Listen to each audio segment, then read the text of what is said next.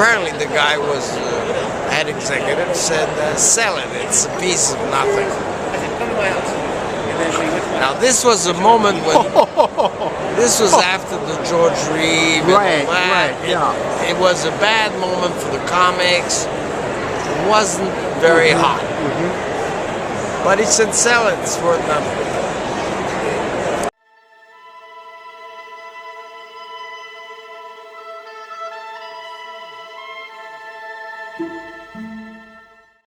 In Cleveland, Ohio, during 1933, a high school student named Jerry Siegal came up with the idea of a Superman defending America amidst the Great Depression. With the help of his friend and illustrator, Joe Shuster, Superman was realized for the first time. Within 2 years, the boys worked at DC Comics, and the rest is history. Superman went through many evolutions. There was a radio program in 1940, which happened 3 times a week. Presenting the transcription feature, Superman. Look, up in the sky. It's a bird. It's a plane. It's Superman. Yes, it's Superman, strange visitor from the planet Krypton, who came to Earth with powers and abilities far beyond those of mortal men.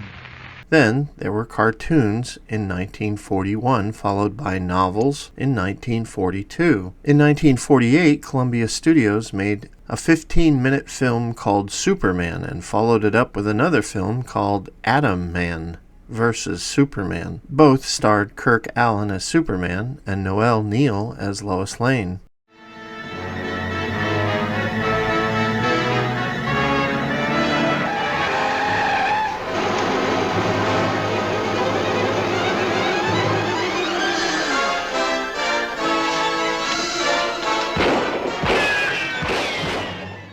With popularity, the studio made another film called Superman and the Mole Men, now with George Reeves playing Superman and Phyllis Coates as Lois Lane. Who are you to tell us what to do? All I'm telling you is that little creature in there has as much right to live as you do. In 1951, television was becoming a big thing, and RKO made an Adventures of Superman television series, once again starring George Reeves and Phyllis Coates.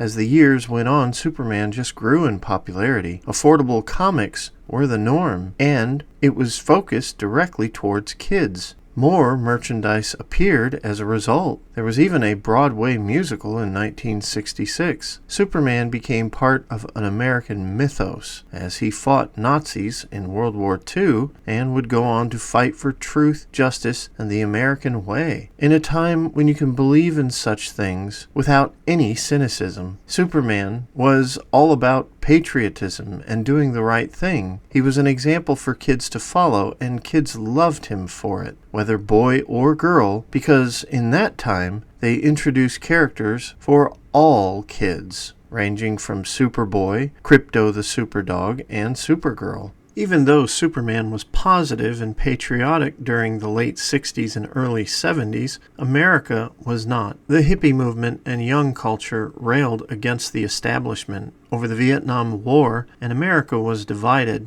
A comic about patriotism was less desirable, and during the early 70s, Superman was not in the best place. Even the creators of the comic, Jerry Siegal and Joe Shuster, were trying to regain the rights to control Superman, but were pushed out of DC Comics in 1966. During the early 70s, Jerry struggled to get by as a typist in Los Angeles, not making much. It seemed Superman was a weak brand, but that would change shortly. In the 1970s, a name growing big in Hollywood was Alexander Salkind. Salkind spoke 6 different languages, had a dislike for airplanes, and a fear of cats. Salkind was also great when it came to talking people into investing money in his enterprises, and he was known to find a way to save money anywhere he could with filmmaking. During 1974, he was making a big wave with his 2 Three Musketeer films. After filming way too much for Three Musketeers, Salkind came to the conclusion that if he used the extra footage to make a second film, he could save big money on a sequel, and in the long run, he would pay actors less for 2 movies, and he could rush everything along, getting more bang for his buck. This would make a huge stink in Hollywood, as the Screen Actors Guild of America created what would be known as the Salkind Clause, which guaranteed that actors' contracts for one film could not extend to another film without the actor's consent. What happened with the Three Musketeer films is very important because this would have long-lasting effects on the 1978 Superman, which you will soon see. The director of the Three Musketeers was Richard Lester, and remember that name because he will be returning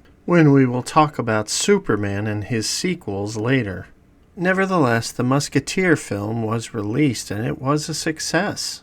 While the film was out, Salkind's son and producing partner, Ilya Salkind, thought of an idea of making Superman during the fall of 1973. He went to Alexander in Cannes with the idea, and Alexander's response was, "What's Superman?" Since Alexander didn't know what Superman was, he listened to his enthusiastic son. He refrained from saying yes or no to the project. Rather, he waited for his other producer partner, Pierre Spengler, to weigh in. So Ilya pitched the idea to Spengler, and this was his response to the idea. "It's terrible. I was very skeptical how to do it, how to approach it. Of course, we realized the enormous camp potential of the story, and playing up the campiness was one possible approach, but then you would never be able to sustain the story for many years. And by this time, we were already considering sequels." This quote was another important and ironic statement because Spengler was already warning about campiness, and later sequels to Superman would be infested with this, and it would ruin the franchise with Christopher Reeve later. We will go more into this whenever we start to cover Superman 2 in the future. Salkind then tested the idea with investors in Europe, and surprisingly, everyone knew what Superman was and was on board, so Salkind greenlit the project. Right from the start, sequels were apart, and Superman 1 and 2 would be filmed at the same time, kind of like what he did with the Three Musketeers. So negotiations began with National Periodical Publications, which was owned by Warner Communications, around August and September 1974. What was not known by the Salkinds was that the original creators of the character were fighting in courts, losing all their money, trying to get the rights back. But Warner Brothers acted quickly and paid the original creators $20,000 a year if they dropped their claim on the character. They did this because they wanted to secure a deal to sell the rights, which they intended to demand millions for. So $20,000 a year for each was a small price to pay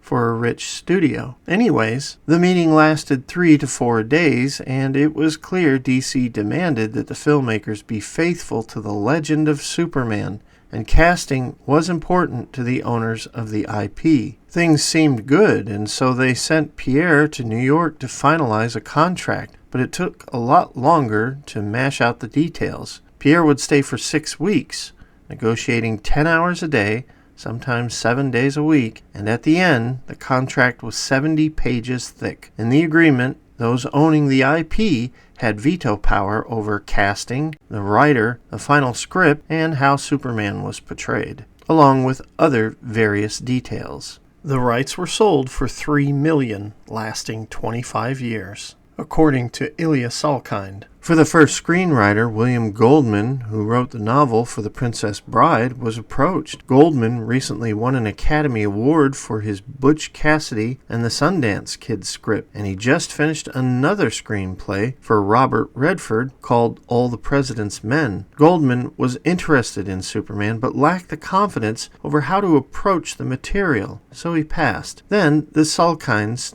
turned to legend Mario Puzo, who was responsible for the Godfather movies. He was offered a handsome deal, and Puzo accepted. The deal was Puzo would deliver a first draft before the summer of 1975. This way, production for the film could begin in November 1975. The first draft would be ready early in April 1975, and it was huge. over 300 pages long, and it needed to be whittled down. By October 1975, a final second draft arrived, and Puzo was worn out on the project. After the producers examined the bulky screenplay, Puzo suggested they get other writers to rewrite his material before he left the project. The script we are going to cover is the first draft with some added pages dated July 8, 1975. It is vastly different than what we got in the final film, and this is that script. We begin with credits, and a spacecraft is traveling from Krypton to Earth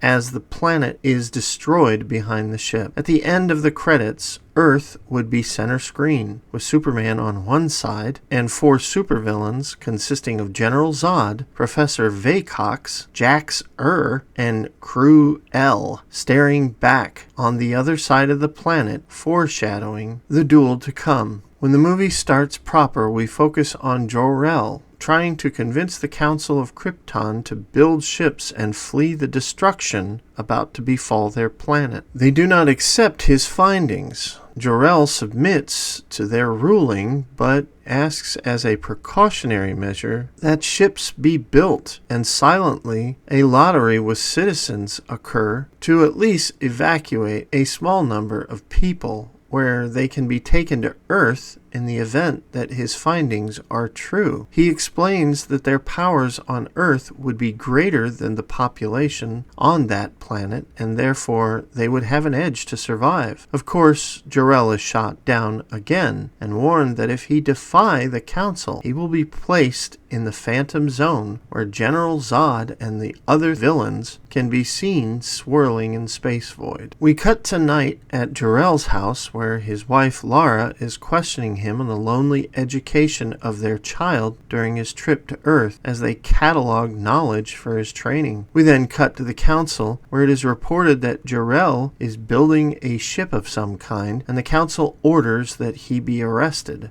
What is different in this script is that we see General Zod and his criminal buddies grinning over the events talked about in the Council as if they can see whatever is going on wherever from their confinement. Then, as security shows up to arrest Jor-El, the planet begins falling apart and baby Superman is shot into space as the planet crumbles into nothing, while the Phantom Zone still exists, and we can see the four villains inside dancing with glee over the death of their jailers. An interesting thing to note is that Mario Puzo put a note in the script here for the producers stating that Krypton sequences were long, and he knew it, but felt it was necessary to establish Superman's home so the audience could believe Superman as a character, and he cited the beginning of The Exorcist as an example. You can see the note here, and it's an interesting insight of Puzo's approach. In the spacecraft, Superbaby would grow, showing the passage of time before the ship lands on Earth, where Martha and Jonathan Kent would see the crash and walk through cornfields to investigate it. They find baby Superman about the age of 3, and the little tyke touches buttons that release futuristic seat belts, and Jonathan states it must be some kind of spaceship. Martha says that it can't be a spaceship because they are not in the Bible. Like the movie,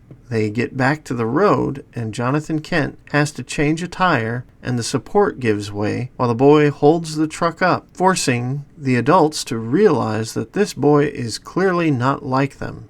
Martha states to her husband that no one must ever know. We then see a montage of young Clark Kent running faster than the other kids at age 12, playing basketball when he is older, and when he is 16, he is making a touchdown. Then we see Clark entering the athletic director's office at his school, where coaches are disappointed that Clark is refusing to try out for sports during his later school years. They argue that he can be an All-American, and he needs to have pride in their school. He tells them he is not interested in sports anymore, and they ask him, doesn't he want to be a professional or help the high school become national champions? Clark says no. Then we see Clark in a barn with a spaceship. he can actually fit inside the craft where he is comfortable and talking to a projection of his parents. He tells them he doesn't know what to do with himself. Sports is too easy, and it's not fair to be better than the humans he is competing against. His parents tell him it is good that he not compete against humans, and that he should disguise his powers and pretend to be ordinary. They tell him to study everything from the ship's libraries, and in time we transition as he has done so. Clark, older, walks into the Kents, who are watching television. He tells both Jonathan and Martha that he must leave them, and they understand. As he leaves, Jonathan Kent talks to Clark about his powers and reminds him that man needs forgiveness more than punishment, and he also requires mercy more than justice. Clark states that it's funny because his father, Jor-El, told him the same thing while he studied the memory banks of his ship. Clark then drives away in an automobile with a trailer attached, heading north. In ice-covered fields, Clark's trailer and truck park. He enters the trailer where Kryptonian memory banks are stored, and Jor-El is on the screen stating that the most isolated place on Earth is near the Arctic, and it's there he should build a fortress with instructions. This place will be for his safety if he ever needs isolation. Clark then flies, carrying the truck and trailer to a secluded place where he builds the fortress. We also see him building computers in the fortress. Then Superman finds a polar bear, and they charge each other. Then we cut to see a polar bear rug in the Fortress of Solitude, and a fireplace roaring in the background of the crystal and electronic atmosphere. Then Superman hunts elk and other things, making furniture out of animal hides and various other material. The montage continues where Superman is shown in his superhero outfit, studying human history, science, biology, and other various things while blizzards bury the fortress. The next season, as the snows recede, Superman pulls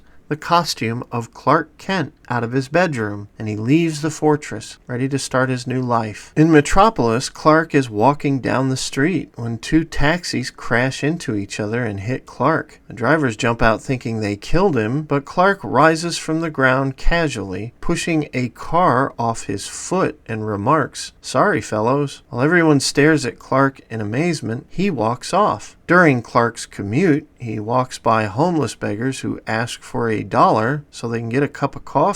Clark gives them $10 and says, "Wouldn't you like something to eat with that coffee?" The greedy panhandlers try to jump Clark for the rest of his money, but they are casually thrown off him, and Clark checks his wallet, shaking his head as he cheerfully walks along, and he eventually arrives at his new job at Galaxy Communications, where he will be a coordinator for the news anchor team, alongside Jimmy Olsen, who is in charge of the van and mobile elements of broadcasting. Perry White has a significantly smaller role in this script. Instead, a character named Morgan Edge, who runs the outfit, is the pronounced boss. He calls Lois into his office while Clark is being introduced to the job, where Morgan gives Lois hell for reporting the weather differently than instructed. Morgan says he's demoting her for not reading what she was told, but Clark states that Mrs. Lane is right. There won't be snow tomorrow, and that he would bet his job on it. Lois asks her boss to wait till the next day to demote her if there is snow. He tells them to get out, and now Clark and Lois are buds because he stood up for her. Of course, Lois is right, and she doesn't lose her job. The next morning, there is a meeting about the crime rate in the city. A man named Steve Lombard holds Lois's hand and is berated for doing so during the meeting. He asks if he can hold her hand when someone other than the boss, Morgan Edge, talks, and Lois jokes, "No, I only need your hand when he talks." They then focus on Steve Lombard in the parking garage of the building, where it is discovered that he was a great quarterback during his youth and played some pro ball. He is a typical arrogant jock type that has a football in almost every scene he's in, and he's not too sharp. Lois is later revealed to have a passing fancy for Steve, but they are nothing too serious. We then meet Lex Luthor in a subterranean hideout. He is looking at a bank on his screen and notices the van with Lois Lane, Jimmy Olsen, Steve Lombard, and Clark Kent arriving. He wants to know why that van is there and immediately tells his men to interfere with that truck. As they walk past a ton of counterfeit money, the plan is that Luthor wants to swap all the bank's money so the feds trace all false bills to the bank, thus causing the bank to be a villain and getting the managers of the bank in trouble while he gets richer. Luthor states, "Those bank officials milk the working people. They steal within the law." And when Luthor is asked why he cares, he states, "Everybody has to have values. Otherwise, how can you decide what to do with your life?" They then head to the bank disguised as bank guards. At the van with Kent and the news team, they see an armored car where Luthor and his team are bringing sacks into the bank. The news van is curious about the events, but has to turn down a traffic corner, and it's suddenly hit by another truck per Luthor's orders. Lois exits and runs to the bank, while Lombard argues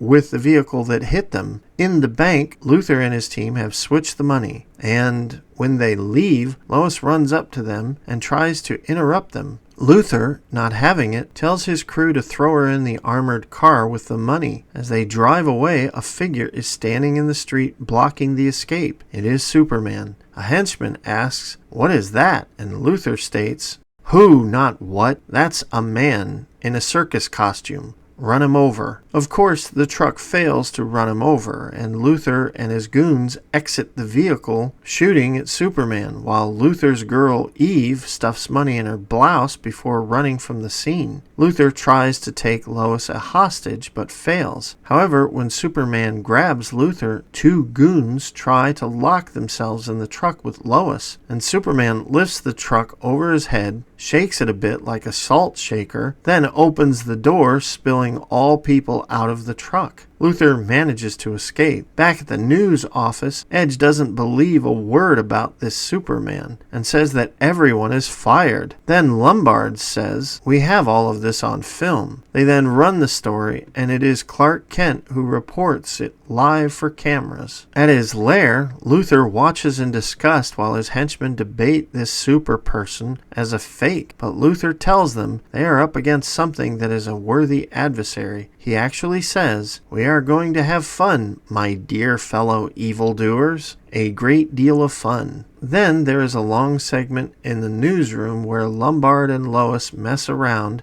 establishing them as misfits. They have a rebel dynamic, which is an us versus the company kind of thing. They come off cocky and less professional, while Kent and Olsen seem to be in the middle of it in an attempt to relay some levity. Then the script turns hokey when Lois reveals she's going to dinner with Clark. Lombard, jealous, tries to sabotage the dinner by betting the dinner and $100 that Clark can't throw a football as good as he does. Of course, Clark wins by faking luck. After this event, the team then go to cover a dangerous story, but this time Clark says he's not going, and as they drive away, he smiles. The news team is looking for crime on the streets to talk about city crime on their program, and they stop the van when they see drug dealers. They start to film it when the back of the van doors open, and men with guns plan to waste them for interfering. Then Superman arrives and deals with 6 criminals that surround the van. Lois then asks for an interview on the spot, and she asks him if he's really a Superman. And he says, "You saw that bullet bouncing off my head. You saw what I did to those criminals. I'm not your average teddy bear." He then says he's doing the interview to warn criminals to get out of town because he plans to rid the streets of crime. And then he flies off before the cops arrive. Then there is a montage of Superman busting criminals, and one is the thief who climbed up the building and falls when he realizes Superman is standing sideways. Like the movie, Superman flies down and catches him. Unlike the film,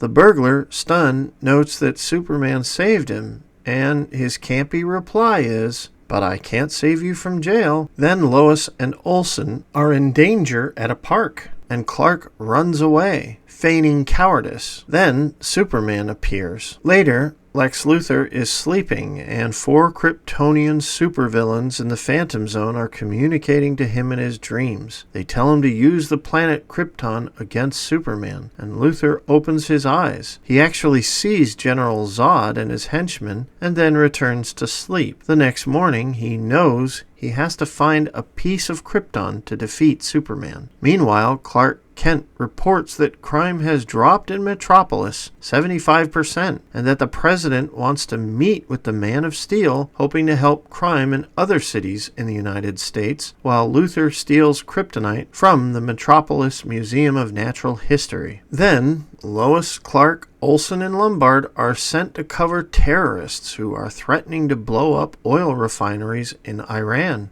And there is an interlude where Lois holds Clark's hand and states that she likes him very much. They go to visit the site of a famed throne that is worth a fortune, and an explosion occurs as Luthor and some of his goons show up. Lois recognizes Luthor and demands to stay, while Clark runs away in cowardice. This will be a running theme in this script, as Clark is always feigning and being called coward throughout the movie. After this, predictably, Superman would appear. Lois calls Clark a coward as he runs, while Luthor's men drag the throne out of the building. Luthor spots Lois and grabs her too, and they flee to a new area. Superman shows up, and this is when Luthor springs his trap. Luthor pulls out the kryptonite, causing Superman to become helpless. Luthor introduces himself to Lois, and she has some snarky comments. Luthor then ties the kryptonite around Superman and tells Lois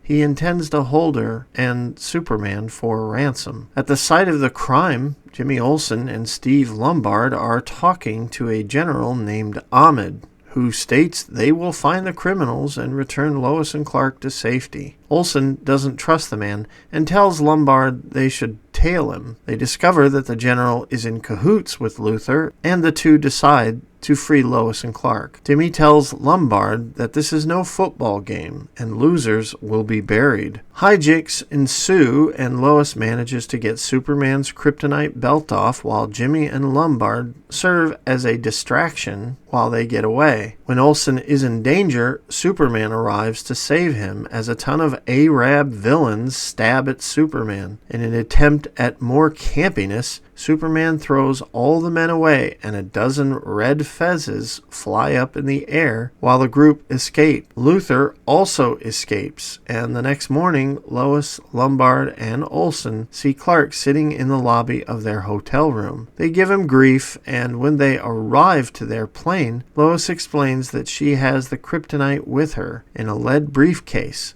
and she plans to give it to Superman to hide. She then looks at Clark with a smirk, as if she knows he's Superman. Now that Lois has collected the kryptonite meant to be used against Superman from the last video, Superman returns to his Fortress of Solitude and confers with his parents. He asks how he can deal with kryptonite, as he is sure Lois will try to test if Clark is Superman, and his father tells him to put lead fibers into his clothing, which he does. Then he shows up at Lois's apartment and tells her he's never been alone with a woman in an apartment before. Lois kisses him and says, "Pretty good, almost as good as a Superman kiss." Lois tells him she knows he's Superman, and to prove it, she brings him the kryptonite in the suitcase and tells him to open it if he's not Superman. Clark opens it, and to no surprise, it doesn't harm him, now that he's wearing a lead-lined suit coat, per his father's direction. With the kryptonite back in its case and put in another room, Clark removes his coat and they eat dinner together. And after dinner, Clark says he needs to head to the newsroom. And Lois says, "You dope, what the hell do you think I cooked dinner for you and was being so feminine? You're supposed to spend the night." Clark awkwardly states he is going to bow out, but she insists he wait for her. She returns to the room and Clark goes for his coat, but suddenly fumbles. Lois tricked him and has the kryptonite on her before he went to his coat, and she proves he's Superman. He then flies her to the Fortress of Solitude. When there, Superman tells her everything everything about his technology, his parents, and himself. The script plays out just like the second film, with a lot of similar dialogue, where Superman gives up his powers to be with Lois. He has 10 days to reverse the decision, according to his parents. After he goes into the chamber, Lois comes around to see Superman lying on a couch, and he looks weak. She asks him if he's changed. Superman is not sure, and Lois asks him to close his eyes. She then gut punches him and apologizes after it really hurt him. In bed later, Superman tells Lois that he didn't like being Superman because he was better than all humans and there was no challenge. He couldn't even play cards because of his X-ray vision. As Superman, he could never get sick nor make love or anything, and he tells her how terribly lonely it was. Lois's response to this is to tell Superman that she is going to get him drunk tonight with champagne so he can learn what a hangover is.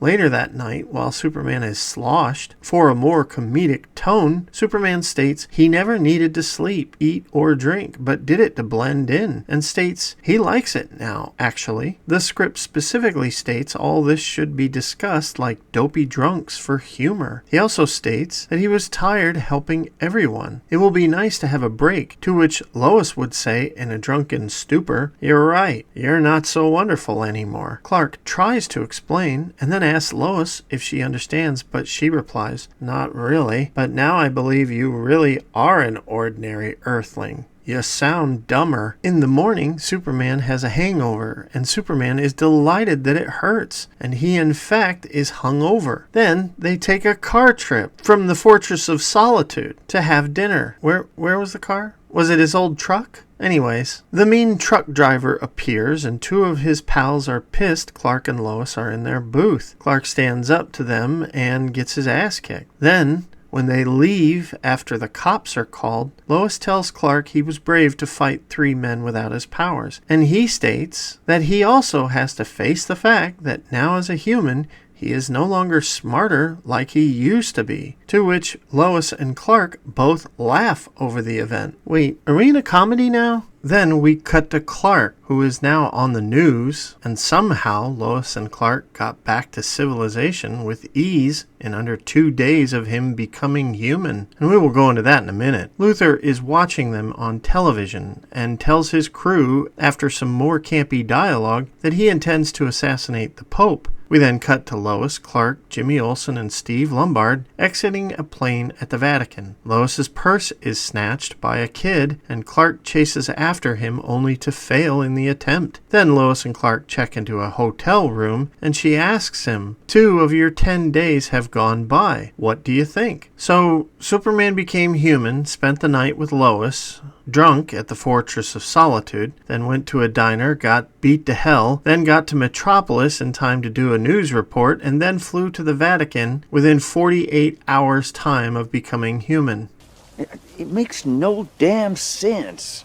Then Lombard humiliates Clark with another one of his football throwing bets that he did earlier in the script. The next day, they are covering the Vatican, and Clark and the camera crew notice 6 strange monks approaching the Pope. Clark races to protect the Pope while an explosion occurs. One of the monks pulls a gun, and Clark tackles him from firing at the Pope. The gun misses the Pope, and guards appear everywhere. Clark struggles with the man who is mortally wounded, and while Clark demands to know why he would do such a thing, Luthor's henchman says that what he did is nothing, foreshadowing that something bigger is coming. On the plane flight home, Jimmy is overjoyed he got everything on camera, while Lois reminds Clark he has 5 days left to change his mind. Superman says being super was not happy. Then Clark and his team are given an assignment to a military base where a new H-bomb is being made, and of course Lex Luthor goes there too. And if you know anything about the military and secret installations, the press isn't usually invited there to learn about goings-on.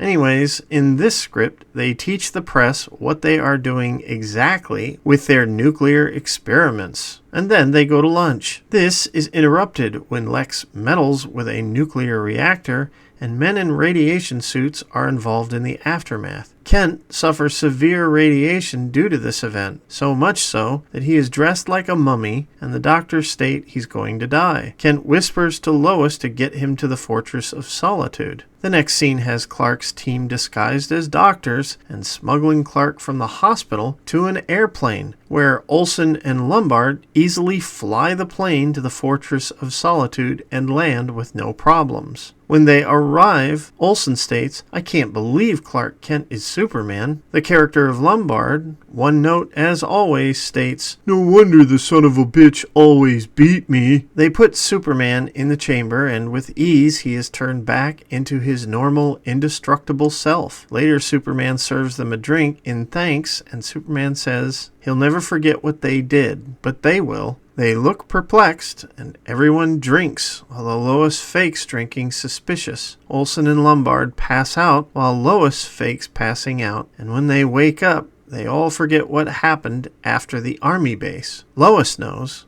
She just played ignorant for Superman's sake. When he leaves the room, she enters the chamber and is surrounded by blue fog. She then dreams of being a superwoman fighting a man and then saying cringy lines like, "Think you can handle me?" after Superman says, "Your place or mine." She then wakes up on a couch where Superman says, "I'm sorry, Lois. The machine doesn't work on Earthlings in any way." To which she says, "Darn you, Superman. Why couldn't you wait just one more minute?" Then Superman convinces Lois to drink the magical champagne that will make her forget. And she drinks and passes out. Then we have a sharp cut to a newspaper headline that says "Nuclear Bomb Stolen," and the news team is on television covering the event and the miraculous recovery of Clark Kent, who was mistakenly pronounced in lethal condition by the military. In Luthor's lair, he is crafting the final thoughts on his letter of demands to the President of the United States, in which he wants $100 million in gold bullion, a pardon for all past crimes, and a $10 million advertising credit for television for reasons, or he will detonate his hidden bomb. It is completely ludicrous. So then the president goes on television after getting the demands and says no. And then Luthor plans to detonate his hidden atom bomb in an hour. His henchmen ask if he's really going to do it, and then Superman busts through the door to his lair. Luthor tells Superman that the bomb is circling on an automated plane above Metropolis and will crash in 15 minutes, and it can't be reversed. Then Superman races off, grabs the plane, and carries it off into space, and he continues far away from Earth until releasing it. It explodes, and unbeknownst to Superman, the criminals from the Phantom Zone are released. When Superman returns to Earth, he is a hero decorated by the President, and Lois accepts an award on his behalf. But Superman is antsy. He feels like something is wrong and talks to his father extensively about the Phantom Zone criminals. He feels like they escaped, and his fears are confirmed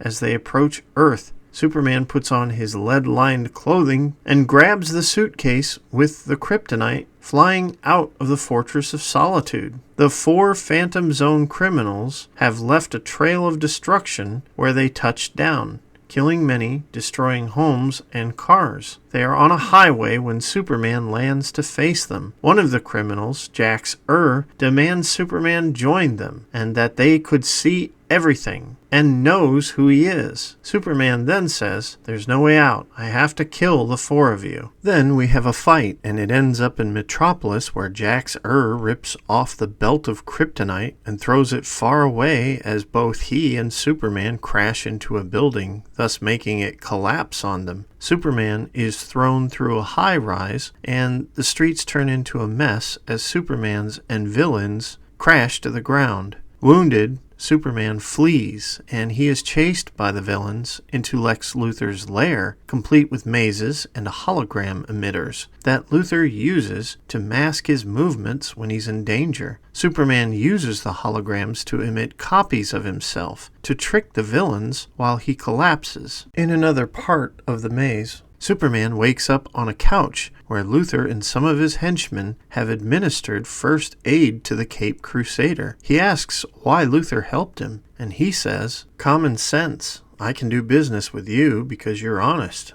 and there is only one of you. Superman asks for help, and Luthor asks what he gets out of it. Superman says amnesty. Luthor goes through his mostly ruined lair of mazes where the supervillains are searching for Superman, and when he finds them, he tells them Superman is setting a trap for them, and he wants to help them if they will let him join them. He tells them Superman has a fortress of solitude, and they need to carry him there. Jax lifts up Luthor, and they fly there. The Kryptonians bang on the fortress walls trying to get in, and Luthor offers to help them, saying he understands human psychology better than them, and since Superman has lived on Earth, he has adapted some of that psychology. Luthor yells to Superman inside that even though Superman is safe in the fortress, the villains can conquer the world, while he remains trapped in his own phantom zone inside the fortress. He says they need to agree to splitting up the Earth in 5 parts. 4 parts for the villains, and 1 for Superman. He asks Superman to let them in so they can hash out a deal, to which Zod, who is not really the leader in this version, asks if Luthor is kidding, to which another villain says, it's just Earthling talk. It's called détente. Superman opens the door and asks for them to agree that no hostile actions will occur. They agree, and when they get inside, they try to go for Superman, but he flees to the chamber room. Superman starts the process and flies into the chamber. The others outside the chamber turn human. The 4 villains don't know what happened, and when Superman exits, they try to hit Superman, but it has no effect. They are then incapacitated, and he smashes the chamber machine so it never can be used again. Then we cut to Superman's den, where Luthor is serving the villains drinks, while Superman tells them they are now going to be Earthlings forever. Jax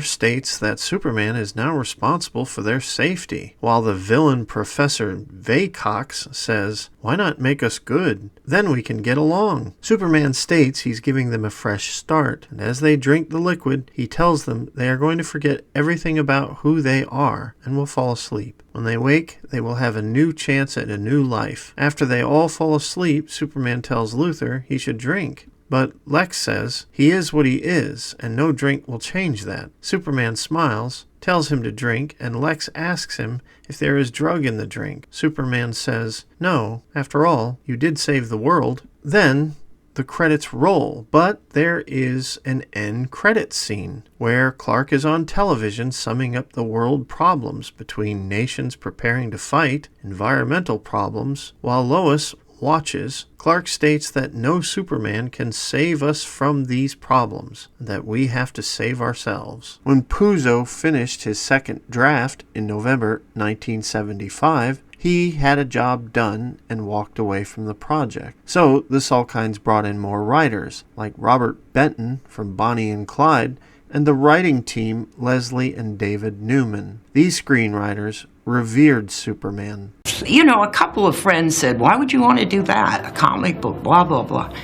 And David's answer was, Superman is our King Arthur. This is our legend. So the work would begin to rewrite Puzo's script, and this would go on for some time, while the producers rescheduled the film's start date and continued searching for talent. The Robert Benton, Leslie, and David Newman script would evolve and not be finished till July 1976. In early 1975, Americans wondered why Europeans would be making Superman rather than the country that it came from. Warner Brothers had little faith in the project. Indeed, the head of the production thought making Superman was a joke, while DC hoped that it would help bring Superman more into the 70s culture, and they were very protective of their character, following up on everything. The Salkinds knew there were a lot of eyes on them, and the media was ready to pounce or praise any move they made. Now, the structure of the Alexander and Ilya relationship as a producing team was simple. Alexander was in the background, controlling the money and pulling every string like a banker. His word was law, period, and he yelled a lot. He could do this because no one questioned that it was he who made whatever movie he worked on happen. Ilya was the creative one and would be a liaison between his father and the team making the movie, with Pierre everywhere else. So it's easy to understand why Alexander Salkind's instinct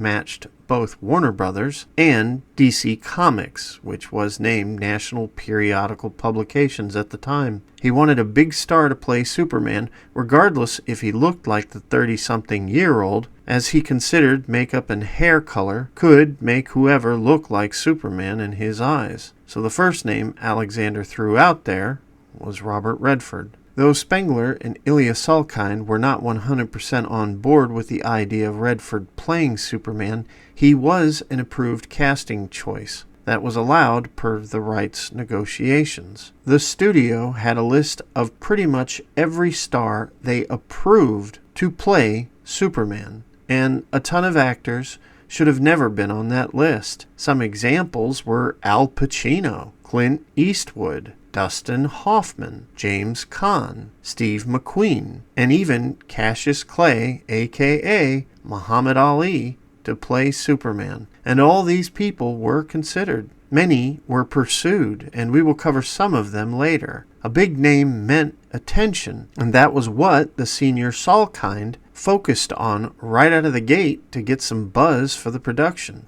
Redford turned down the part, even though he was offered a ton of money. After Redford passed, this was when Alexander Salkind reacted quickly, fearing big names would not take his movie seriously. And that's when he hired Mario Puzo to write the script for $600,000 to gain better respectability. After Puzo was on, the next name Alexander wanted was Paul Newman. Newman wasn't sold, even though he was offered millions to take either Jor-El or Luthor, but he passed on them too and walked away. Meanwhile, Ilya Salkind was looking for directors. One of the directors he eyed was Steven Spielberg, who was currently working on Jaws. However, Alexander was cautious and told his son to wait until Spielberg's Fish movie came out. When it did, they tried to nab him, but it was too late. He was already picked up by Columbia and was so huge he could do any project he wanted.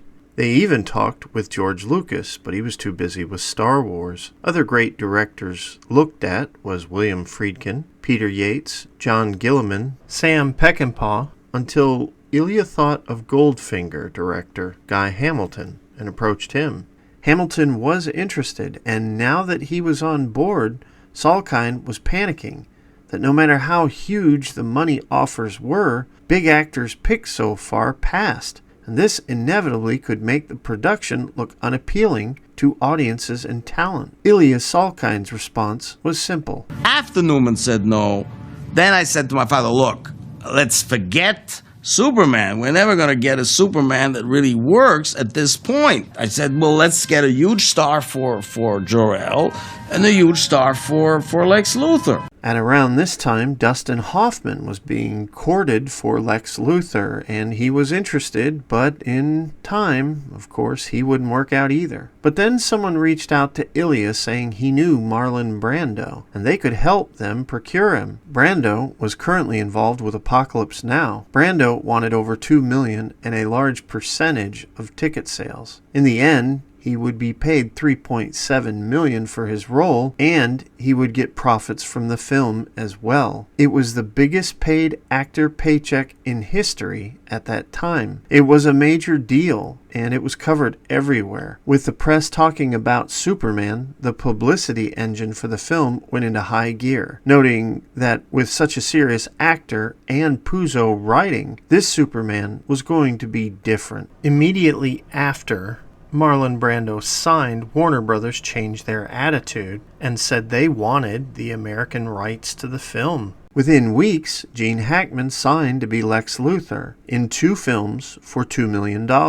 Not wanting to lose that momentum, Alexander Salkind, ever the promoter, put 2-page ads for the film showing their stars and the logo for the film to entice talent, and he even went so far to put planes in the sky pushing the film as well. With things moving forward, some sets began construction, and Alexander Salkind wanted the bulk of the film to be filmed in Cinecittà, Rome, which was a huge studio. While this was going on, the search for Superman continued, and there were so many looked at for the part. To go into all of them would take a whole video, and we will cover many but it'll be short and sweet. Burt Reynolds was offered the part but turned it down. Sylvester Stallone lobbied for the part and really wanted it bad, but he was considered too Italian. Arnold Schwarzenegger also wanted the part but was ignored. Warren Beatty passed on the part as well. Clint Eastwood was approached, but he was too busy. Both Charles Bronson and Steve McQueen were thought about, but Bronson was considered too earthy and McQueen too heavy. Others considered were John Voight, James Caan, Ryan O'Neal, Sam Elliott, John Beck, Jeff Bridges, Jan Michael Vincent, Perry King, Chris Christopherson, and Lyle Waggoner. Then, in July 1976, Ilya Salkind saw an Olympic gold medalist who caught his attention. And we tested him. Actually, we were based in Rome at the beginning, and we tested him there, and he was very good, but he looked too young. He really looked 22, 20, 23, which he actually was. And he had a very young way of expressing, and so that was really the problem. Jenner came in for a screen test, but was not offered the part, being labeled not an actor by those tied to the film. According to The Making of the Superman Movie by David Michael Petrou, while this was going on, the final screenplay by Robert Benton and David Leslie Newman was completed, and it was an improvement over Puzo's script, and we will go into this version later. Things seemed to move even further when Patrick Wayne was cast as Superman, but that hope didn't last long, because he had to drop out of the film when his father, John Wayne, was diagnosed with stomach cancer, and he left to help him. Keeping things moving, the time came for the production to move to Rome, and everything turned into a mess quickly. A legal issue erupted. In the film, The Last Tango in Paris, Marlon Brando was depicted raping a woman in that movie, and it was considered lewd by Italy. In January 1976, a higher appellate court confirmed a conviction against the filmmakers, stripping Bernardo Bertolucci of his civil rights for 5 years, and ordered the destruction of the negatives. There was also a warrant out for Marlon because of his scene in that film as well. Marlon didn't want to go anywhere near Italy because of this, and this wouldn't have been a problem except that Guy Hamilton had just entered a status of non-resident with the United Kingdom. This made Hamilton a tax exile. But the production had to move to Pinewood Studios in England, not only because the pound was doing well there and there was availability, but if the production moved to America, it would be very costly. So, either Hamilton had to go or Brando had to go. And of course, Marlon or Guy. And so, of course, logically, we went with Marlon. Hamilton demanded he be paid, though, as they had a contract, and that was more money added to the budget of the film. Ilya's wife suggested Richard Donner, who was still riding high on the success of The Omen. It was December 1976 when Richard Donner was called on the telephone while he was sitting on the toilet. On the other end, Alexander Salkind, who he didn't know, wanted him to make his 2 Superman films for $1 million. And I'd written it down on a little tiny card that was in the bathroom. That card today is still, it's the most important card of my life. Before he said yes, Donner did his due diligence, and he reached out to Richard Lester, who was the last director who worked with the Salkinds, to get an idea of what they were like to work for. Lester was more a warning than a cheerleader. Don't work for them. I was told not to work for them when I did Musketeers, and I did it anyway. Now I'm telling you not to do it, but you'll probably do it and end up telling the next guy. The reason he said this was because Lester, like most of the cast and crew of the recent Musketeer films, were in legal arguments with the Salkinds about not being paid what they were owed fairly for 2 films. In a nutshell, Donner discovered that Alexander Salkind was a penny-pinching banker type, and Pierre Spengler was analogous to an attack dog for Alexander Salkind. It was made clear that if Donner took the job, he should be paid in full up front when he signed the dotted line, and Donner did just that. Unfortunately, Marlon Brando should have been told these things, because after Superman released, he would end up suing the Salkinds for not being paid in full for his performance per their agreement, continuing the trend. So right up front, Donner knew that he would have issues. Then Donner received the newest version of the script, and this would determine if he took the project. There had to be a radical change in tone to do it the way Dick wanted to do it.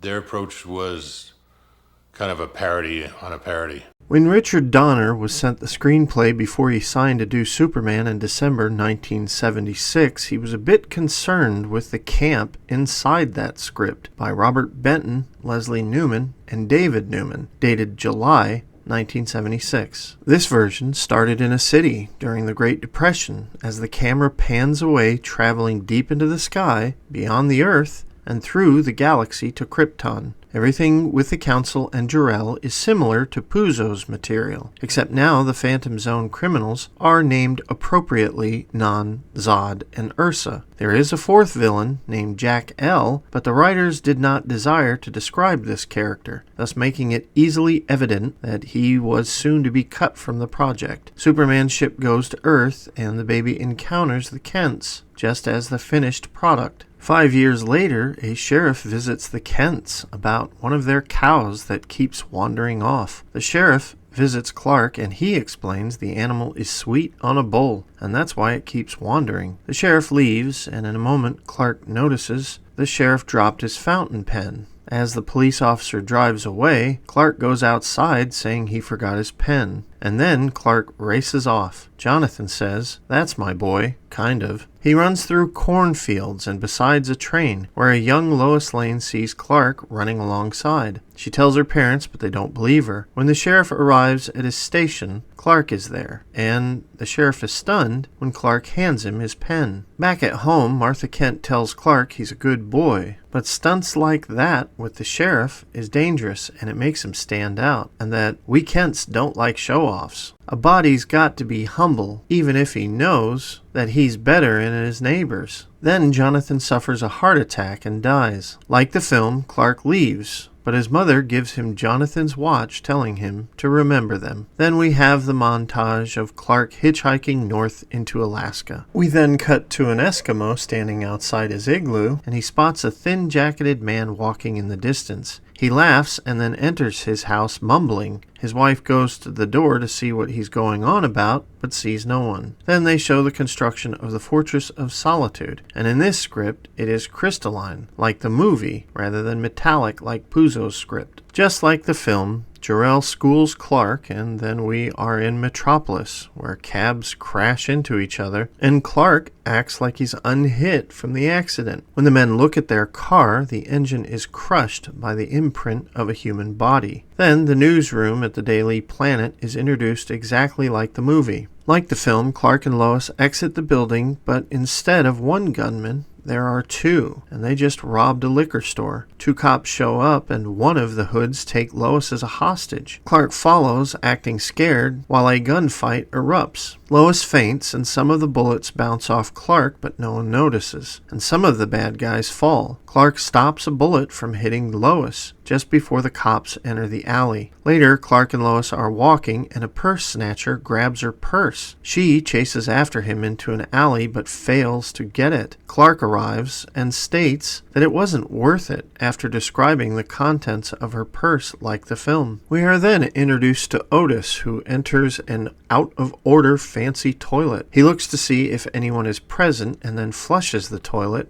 causing an elevator to lower him, taking him to Lex's secret lair. Eve is there, now with the last name Tessmacher, and Lex is introduced to us bald. A German architect named Albert presents Lex with a representation of southwestern California desert, and Luther is pleased, telling him he will soon design other things for Lex's new schemes that involve real estate. Albert asks if he needs to design bunkers, and Lex replies, "I take the man out of Argentina, and it was no picnic finding him, you know." And what does he think about? Bunkers, still living in the past, when I am about to realize the greatest real estate in the history of the world. Otis is instructed to feed Lex's pets, which consists of giant albino alligators and other manner of beasts. Luther coos them while they are fed. Back at the Daily Planet, Lois is about to fly away in the helicopter, and then there's a problem. Clark runs to a phone booth to find a little old lady inside who says, "Find your own phone booth, Sonny." Then Clark runs into an alley and saves Lois like the film. There is more camp when the character described as the Black Pimp,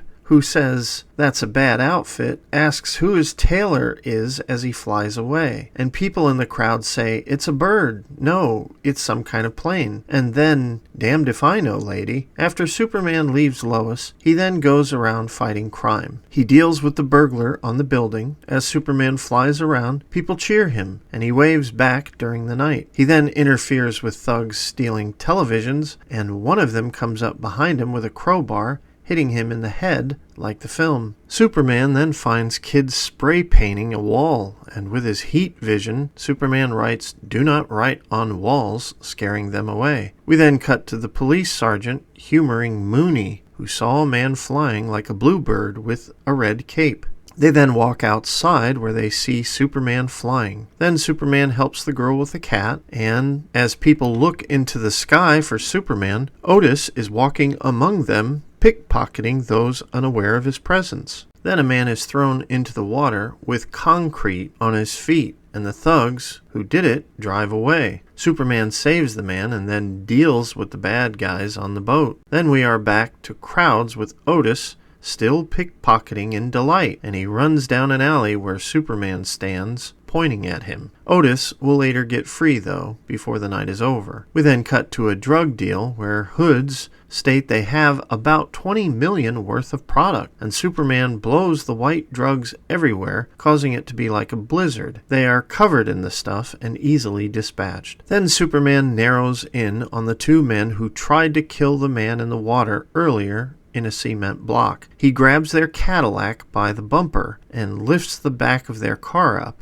They accelerate but go nowhere. Then Superman drops the car and it speeds forward, crashing into a lamppost. Finally, Superman drops off the boat in front of the police station and flies off into the night. At the Fortress of Solitude, Superman tells his father he liked helping, and Jor-El tells him to keep his identity secret and that it is forbidden to interfere with human history. The next day on the news, Superman is all the rage, and it is covered in news footage that the president is looking into the matter. At Lois's apartment, Clark treats Lois like she's silly talking about this Superman, and she says that is going to be his name once she plasters it on all the papers tomorrow. Then Clark steps to the terrace, hearing a voice. It is Lex Luthor, telling him that in 20 seconds, a destructive explosion will kill people near a warehouse. Clark changes, and then Lois steps out onto her terrace, where she sees Superman standing with Clark's glasses on. Lois laughs, thinking Clark is playing a joke on her. Then she returns back inside, while Superman flies away. Superman arrives at the warehouse where the explosives are, and when he opens the door, a small explosion occurs, but Superman is not hurt. Luthor, annoyed that Superman survived, is watching on a monitor. Superman enters the warehouse, and Luthor clicks a button, while a barrage of automatic guns appear and fire at Superman to no effect. Then he is covered by a wall of fire and subjected to a blizzard of ice and cold. Superman breaks out of the ice block afterward. Finally, Superman is electrocuted, and after that, Superman focuses on a vial of acid, which, for some reason, he drinks, most likely to dispose of the dangerous liquid, and then he burps comically as he walks away. The next day, Perry White is foaming for the scoop on Superman, and later, Lois is visited by Superman on her terrace. There is more dialogue, but most of what was in the film occurs. The next day, Luthor looks at a paper written by Lois and concocts the idea to gather kryptonite to harm Superman Superman. In this version of the script, they depict the heist where Lex Luthor steals the kryptonite. A volcano appears to erupt, and Superman arrives to make sure people are safe. However, this eruption is fake, and it is then discovered that Luthor and his cronies are in one of the craters of the volcano with machines causing the mayhem. To press the absurdity, Luthor is dressed like an old-time movie director directing his people. Superman lands, asking what they are doing, and then Luthor places the kryptonite on Superman. He gives the speech about cashing in Superman's chips.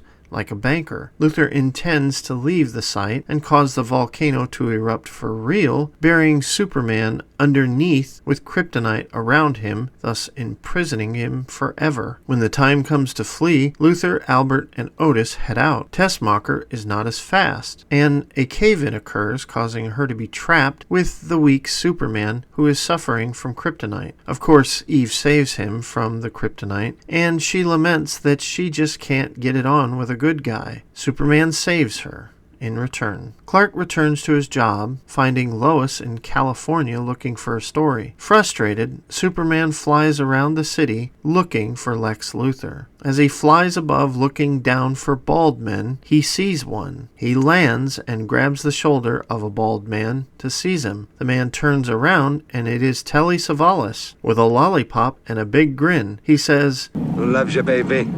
You're beautiful." Then we get more camp as Otis, Luthor, and Albert are on the road, and Albert is trying to explain that when he worked for the fatherland in World War II, they would have had a nuclear weapon had it not been for his cousin Werner, suggesting Werner von Braun as his relative. He talks about missile details, thus making it clear that Albert is the expert, and he establishes that the missile they plan to use cannot be detected by any means. Tessmacher is also with Luthor and his team, as she pretended to fall behind and rejoin the group, and Lex doesn't seem the wiser. Eve reprograms the missile by falling onto the truck, and then, after she's finished the job, falling into a river using Lex's perfect timing. After their mission is a success, Luthor reveals that he knows Tessmacher saved Superman, and he takes her up in a biplane. He then tells her he loves her and jumps out of the plane. As he parachutes to safety, Tessmacher is screaming as the plane begins to fall. But of course, Superman saves her. As Luthor predicts, Superman asks Eve to take him to Luthor, and she does. Superman and Luthor face off in a very heavy dialogue scene, where Luthor buys time for his nuke to reach California and detonate. When Superman discovers that he's been delayed from stopping the missile, he races off. After dumping Lex into his albino alligator tank, the alligators move towards Lex as he tries to escape. Superman reaches the missile and throws it into space, where it destroys the Phantom Zone containing the 4 supervillains, unbeknownst to Superman. Superman then flies back to Earth, and the villains, who are now free, scream that they are free and head towards Earth, and this is when the credits would roll. After reading the script, Donner immediately called his friend Tom Mankiewicz to help him clean it up. They both considered the script campy. With Mankiewicz by his side, Donner gave the Salkind some demands to make the film before signing. One was to get paid up front so there would be no possible issues there. He stated he had to make the film his way, serious and respectful of reality. Finally, I told him there were specific things in the script that had to be changed, and I would be willing to direct if I could rewrite the screenplay. Donner went on record stating that Guy Hamilton's vision for Superman did not match his, and Donner had 3 months to cast everyone, because Brando was locked for March to film. First on his list was to cast Superman, and he didn't care to nab a star. Currently on the list for Superman was Nick Nolte, and when there was a discussion with him, Nolte saw Superman as a character that suffered schizophrenia. Obviously, he did not work out. Donner considered everyone for the part, whether known or unknown, either with experience, acting, or no experience,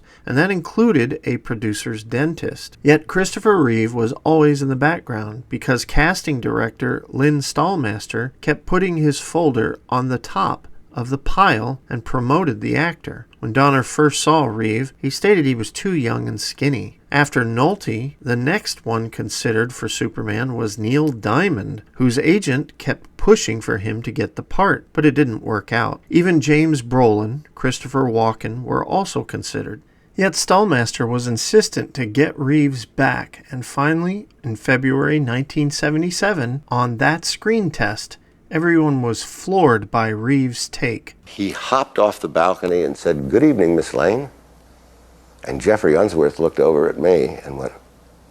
But Reeves didn't get the part immediately. He flew back to New York and went back to living a normal life when his manager called him one day on the phone. Good Morning America announced he was cast as Superman. Reeves didn't know this and called the Salkinds, and they confirmed he had the part. It was February 1977. There was still the skinny viewpoint about Reeves, and they considered having the actor wear a muscle suit. Reeves told them he was once an athlete, and he would build the muscle to play the part. To do this, he joined up with David Prowse to begin an extensive physical program to build muscle. They agreed, and when he started, Reeves was 188 pounds. During filming, he was 212. Reeves would be paid $250K for both Superman and Superman 2, and since it was common knowledge that Brando and Hackman were paid millions more than him, Reeves was graceful, stating that Superman brought him many opportunities and he was thankful for what he got. Learn from this approach, modern Hollywood.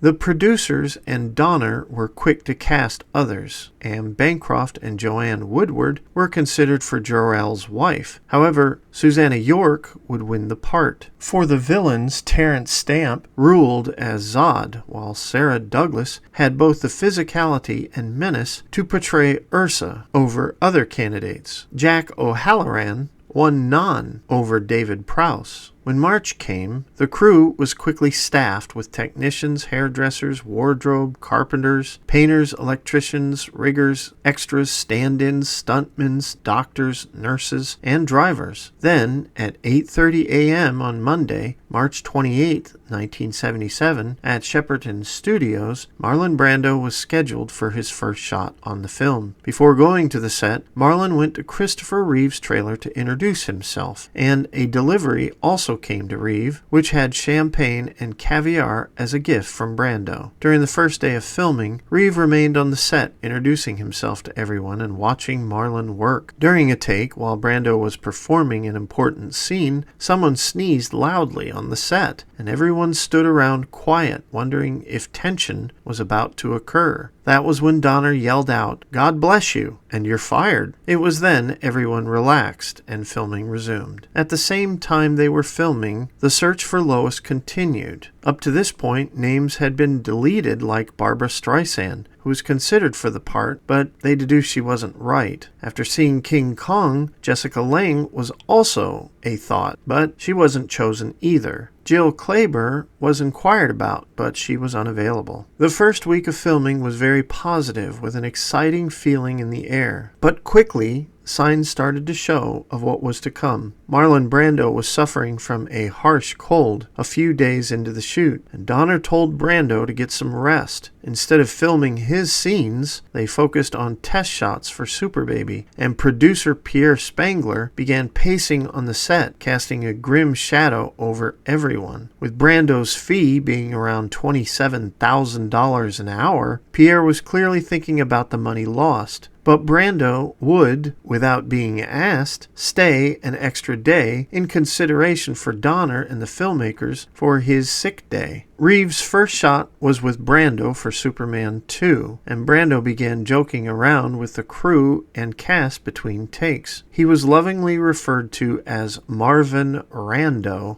by the crew. When the villains were filming these weeks, Terrence Stamp stayed in character and treated his sidekicks as soldiers who followed him. It was his law, and they even walked in unison for uniformity when seen moving around the set. Scenes from the Fortress of Solitude with the villains were also shot at this time as well. Brando would soon wrap from the film, and a party was given saying goodbye to him. During this party, some folks on the crew used gaffer tape on Richard Donner's director chair, so it now said "Hard On," much to Donner's amusement. In late April, Pierre Spengler wrote Donner a memo that they still couldn't figure out how Superman was going to fly mechanically. During this period, a lot of flying tests were happening on the Fortress of Solitude set, and Donner was shown wire tests, as well as Superman flying on a board. Donner was unimpressed and said, "You're going to have to do better than that." This meant that more delays occurred, so Donner and the producers committed to filling the role of Lois Lane. The current contenders were Liza Minnelli, Natalie Wood, Christina Rains, Shirley MacLaine, and even Carrie Fisher. But during the screen tests, which took place in March and April, the contenders were Susan Blakely, Stockard Channing, Leslie Ann Warren, Ann Archer, and Deborah Raffin. Warren was considered the number one candidate, while Susan Blakely became the worst contender. After one of the tests, she sat down with Reeve talking to him, and then took gum out of her mouth and proceeded to put it at the bottom of Reeve's shoes for some reason. Then Margot Kidder stumbled onto the set, and her sincerity and playfulness won the day. The natural chemistry between her and Reeve was blatant. Clark said that you were rigged with wires, like Peter Pan. Well, Peter Pan flew with children, Lois, in a fairy tale. When Margot Kidder came to the set, she witnessed early on how Alexander Salkind's megalomania interfered with the production as he began debating the size of Superman's junk. Either he has a big one, or he has nothing.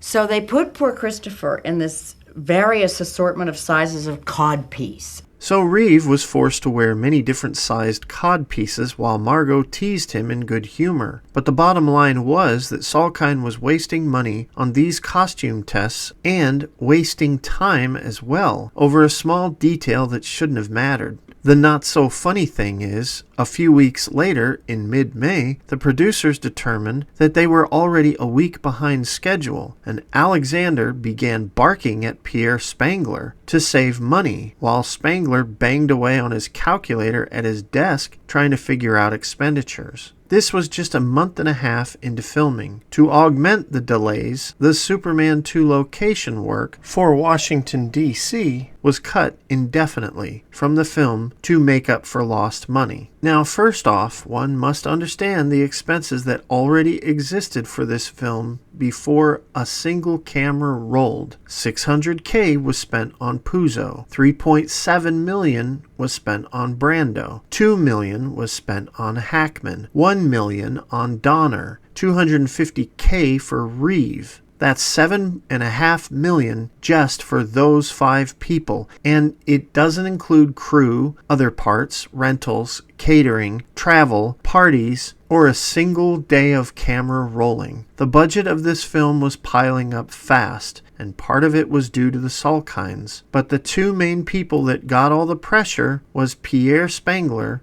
and sometimes Ilya, and then Donner, who got the full brunt of the blame as the ball rolled downhill. There would be yelling matches in Spengler's office at the studio between Donner and the producer, and camps were beginning to form on the production, pro-Donner or pro-producers, and in truth, Donner had the majority of the support. This is about the time Gene Hackman and Valerie Perrina arrived on the set. Now, I highly suggest you check out the documentaries on the making of Superman, as there are many tales I will not cover, because I don't like parroting things that have been repeated over and over. But there is a story about Gene Hackman's mustache and Richard Donner, which is worth seeing on those documentaries. Donner was a joker, and between takes, Hackman and Donner kid each other all the time. It was infectious. Margot Kidder and Jack O'Halloran would tap dance to songs of West Side Story, while Reeve stayed serious all the time. Kidder often teased him about this. While everyone went to parties during off time, Reeve remained focused and would later say, "I'm not here to have fun. I'm here to put something on the screen that's going to entertain people later. I mean, you go to a party on Friday and by Monday no one remembers you were there, but they'll always remember what you put on the screen, good or bad. And I have a responsibility to see that it's good. That's why I'm willing to make the sacrifices that I do. That's why I'm antisocial to the extent that I am. So that that's why when I'm walking around the set, I can't take visitors. I can't take screwing around. I can't take lateness. I go nuts because I'm so rigidly focused into the work. At the end of May, it was time for the production to move to Pinewood Studios, and the producers and Donner's relationship was dwindling over the budget and scheduling. Ironically, around this time, Cannes was happening, and the Salkinds rented out 8 planes to fly banners promoting Superman. While all this was going on, the final casting of Perry White was taking place, and this casting was on the producer's shoulders. Past considerations for Perry White were Walter Matthau, Martin Balsam, Eli Wallach, Ed Asner, and Jason Robards. The producers finally decided on Jack Klugman for the part, and when production assistant Maria Monreal called Klugman's agent to confirm his flight for a Monday to start his first scene on a Wednesday, she was told Klugman was turning down the role. They quickly turned Eddie Albert to play the role, but then, knowing that they were in a pinch, Albert tried to raise his fee substantially before committing to the part. So Pierre Spengler got in touch with Keenan Wynn, and his measurements were called into the studio, but then Wynn had chest pains and went to the hospital where he collapsed from exhaustion. It was only then that Jackie Cooper was brought in. Knowing that all this last-minute casting was slowing down production, the producers then tried to get the final casting down. Ilya wanted Joan Crawford to be Superman's foster mother. Wait,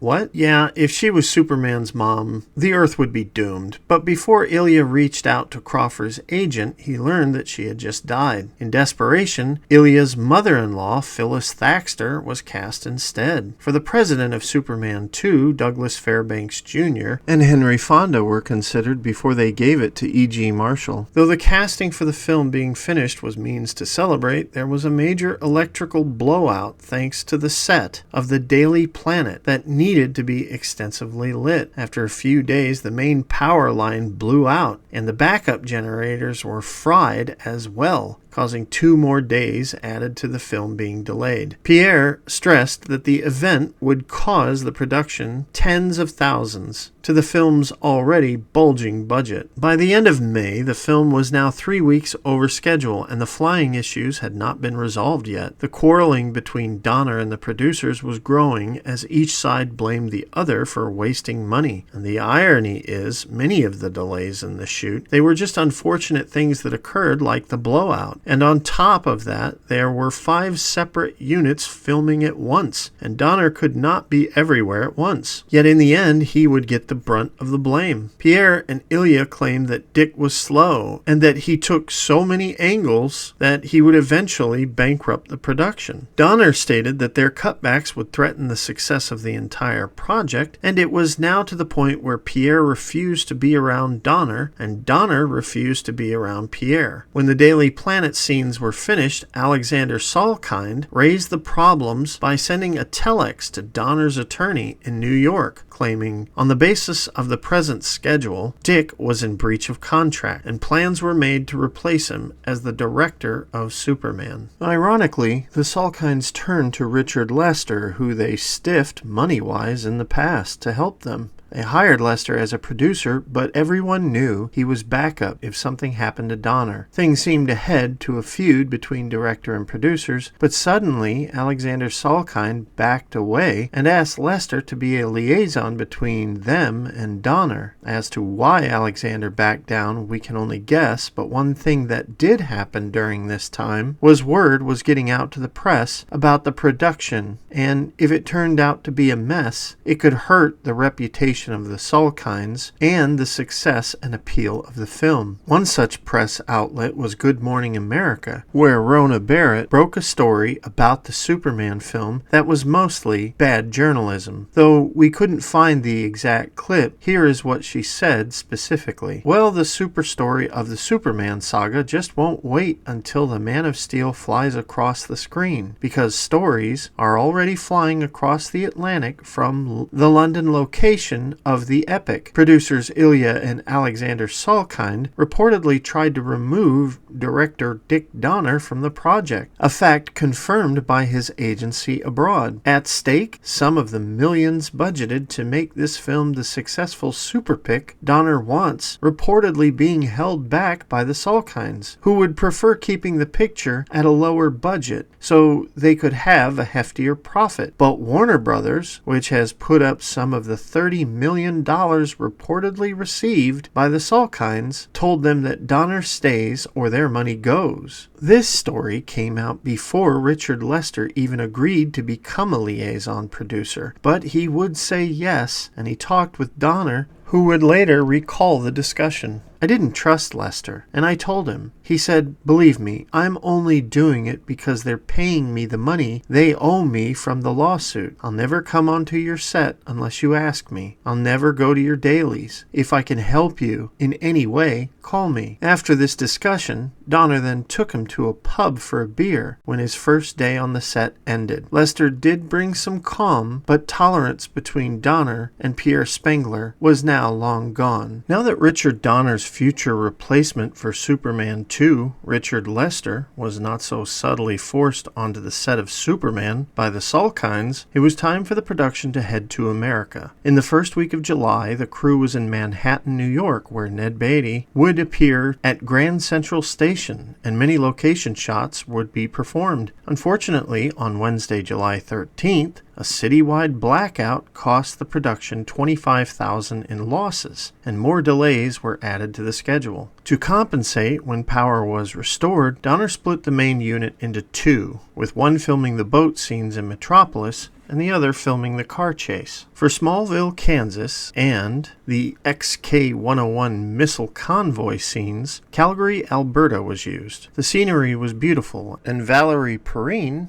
was noted to say, in a southern accent, my, all this and $13,000 a week, too. It was beautiful, but the moment they arrived, storm clouds came, complete with thunder and lightning. Defeated, the crew took shelter in the vans where Ilya Salkind sighed, "Do you know one reason we came to this part of Canada?" The situation just meant that several days were added to the behind-the-scenes tally. When they finally got to shooting, news was coming out of New York that the production left the city with a lot of unpaid bills. Pierre Spengler was tasked to correct this, while Ilya flew to Los Angeles to talk to distributors, dissuading fears, and to work on a trailer for the film. Once again, to cut back, all Niagara Falls scenes for Superman 2 were postponed to save money, and once filming finished in Calgary, the crew was supposed to fly back to England. But another problem arose when the air traffic controller strike occurred, postponing flights. The film was now millions over budget and weeks behind schedule. All filming in America and Canada were pretty much problematic for the production. As the crew returned to Pinewood, it would be Richard Lester who stepped forward and suggested that all Superman 2 scenes slated to be shot be put on hold. He suggested just finishing the first film and worrying about the second later. Everyone agreed enthusiastically. However, there were some Superman 2 scenes still filmed to finish out cast members, like the balloon scene with Hackman and Valerie, to save future expenses. 8 units were made to film scenes, while the main unit went to John Barry's Lex Luthor set. Adding to the problems was that Donner only accepted the best takes from units, and if effects looked hokey or without believability, he would not accept them, thus infuriating the Salkinds. Nearing the end of September, 6 months into the shoot, the Fortress of Solitude set was used to finish Hackman's final scenes in Superman 2. Hackman left quickly, wanting to return home after the long shoot. However, those that remained were the supervillains and of course Kidder and Reeve. To make things look normal to the world, the Salkinds sent out 2-week termination notices to the main crew of Superman, but there was still months to go in shooting. It caused a lot of confusion to the crew, and they began debating if Donner was fired and the film was bankrupt, and maybe Warner Brothers was seizing the film, or they were going to cobble together the footage that they had to make a movie out of it. Some of the crew were elated, though, that their term on the film was finally over, because the original this late for filming to end was when everyone got their 2-week notices. This was why everyone was getting these notices. Alexander Salkind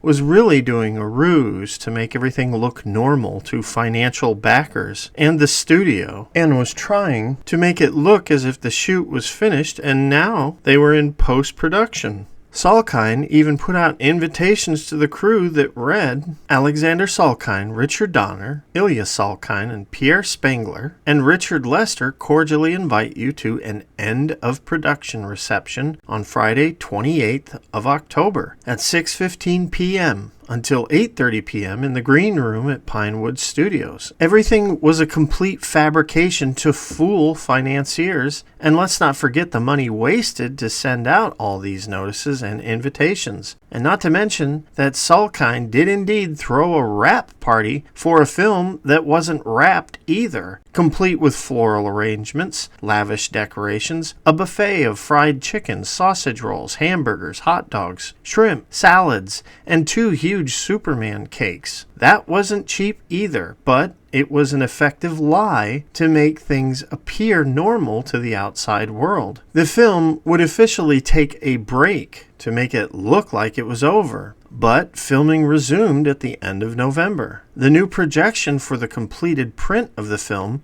was April 15th, 1978. There was a lot of pressure, and to understand this, one has to look at the money issues now compounding from such a long shoot. There were some outstanding bills that plagued the production, like owners of the flying unit equipment, who locked up their stuff unless they were paid. Photo processing of the film was very limited. Outside construction contractors threatened to destroy the Golden Gate Bridge set if bills weren't paid immediately. Even t-shirts for the crew were held back by a freight company waiting for payment. As a result, Warner Brothers Vice President Charles Greenlaw came to the set full-time as an advisor, much to the Salkind's frustration. Units continued the shoot while Donner was in the States for a bit dealing with dental issues and at the same time conferring with Warner Brothers why the film was so behind. He returned in early December to continue his duties. In January 1978, a teaser trailer for Superman finally arrived at theaters, and although simple in its approach, it was effective, giving off the vibe that the film was an event to behold. While filming Christopher Reeve walking through Lex Luthor's trap tunnel at another location at Pinewood, a metalworker named Terry Hill died working near the Air Force One mock-up for the film. The wing of the mock-up collapsed and crushed the man. A collection was taken up for his family, and the spirits of the cast and crew struggled. It would get worse when Daily Variety did a front-page story stating that Superman would not reach theaters in the summer of 1978, but during Christmas 1978. As everything labored on, effect shots were the main focus, from Margot Kidder being crushed in her car to constant flying effects. Reeve was there 6 to 7 days a week like a trooper, and this went well on into May 1978. And when all this was over, Warner Brothers really liked what they saw. They liked it so much they sent Donner a letter saying they thought there wasn't a dull moment in the movie, and he could make his running time whatever he wanted. This was a major positive moment for everyone involved and galvanized the production. Warner Brothers had one request, though. They loved the effect of Superman reversing time in Superman 2, and they worried that if Superman wasn't a huge success, that effect might not be seen if the first one was a flop. So they asked if Donner could put that effect into the first movie some way. After Tom Mankiewicz adjusted the script, the original ending of Superman was changed. That ending had Superman throwing the missiles into space, freeing the trapped villains, who would fly towards Earth shouting that they were free. All this was changed at the behest of Warner Brothers, and this is how we got the final ending you saw in the film. For the score, originally Richard Donner wanted Jerry Goldsmith, who he worked with on The Omen. Goldsmith signed, but when the release date of the film was pushed back, John Williams was hired. Then the date got pushed back again, and Goldsmith was available. But yet again, when the film got pushed back one more time, John Williams was finally hired. Every piece of John Williams' music fits perfectly in this film, and it is as much a reason for the film's success and identity as the actors themselves.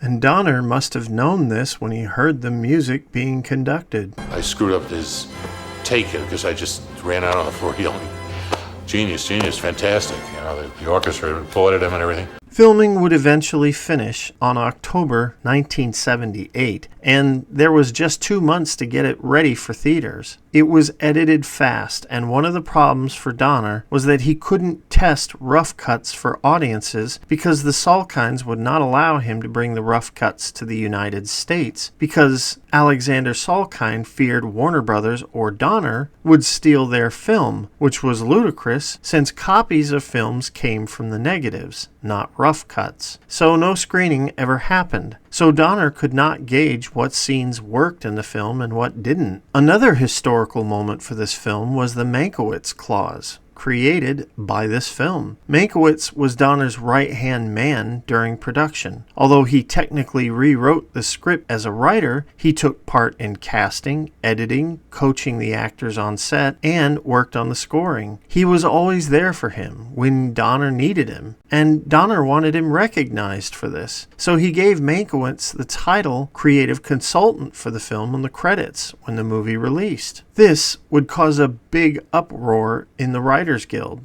and it's best described by Tom Mankiewicz. The Writers Guild sued me in the sense that they called me to a hearing with the head of the guild and everyone else, including Warner Brothers' legal department. I showed them 13 round trips to London after I finished writing. Then it was the editing, the scoring, and I said that it really reflects what I did, and I'm so sorry about the placement of it because I didn't know that was where they were going to put it there, and they said, fine, but in Superman 2, we'd like to correct it. It should come before the writers, which is what happened. That's how that credit came and subsequently outlawed by the Writers Guild. It's called the Tom Mankiewicz rule, informally. There's no such thing as a separate title called creative consultant anymore. Warner Brothers would spend around $7 million on marketing, and with that came merchandising, which included t-shirts, the soundtrack on LP, pillowcases, blankets, Knickerbocker plush Superman dolls, cookie jars, of course the comics, pins, lunchboxes, posters, necklaces, cups, board game, pinball game, match game, Atari Superman game, The Great Superman Movie Book, a highly recommended book called The Making of Superman the Movie, which was one of the books we used for research for this video, and of course, the Great Topps trading card set consisting of 77 cards and 12 stickers. There would be a second series of these cards in 1979, consisting of 88 cards and 16 stickers. One oddity for merchandising was Superman, the Last Son of Krypton, which was a book based on a treatment from 1974 by Elliot S. Maggin. Since Warner Brothers didn't care about Superman, they ignored Elliot's treatment at that time. Then it was bought by the Salkinds. After Mario Puzo showed up at DC, Elliot spent 2 days with Puzo, and they spent much time talking about Superman the series. When Puzo left, Elliot took his idea to the senior editor of Warner Brothers, and they decided to allow him to write a novel which streeted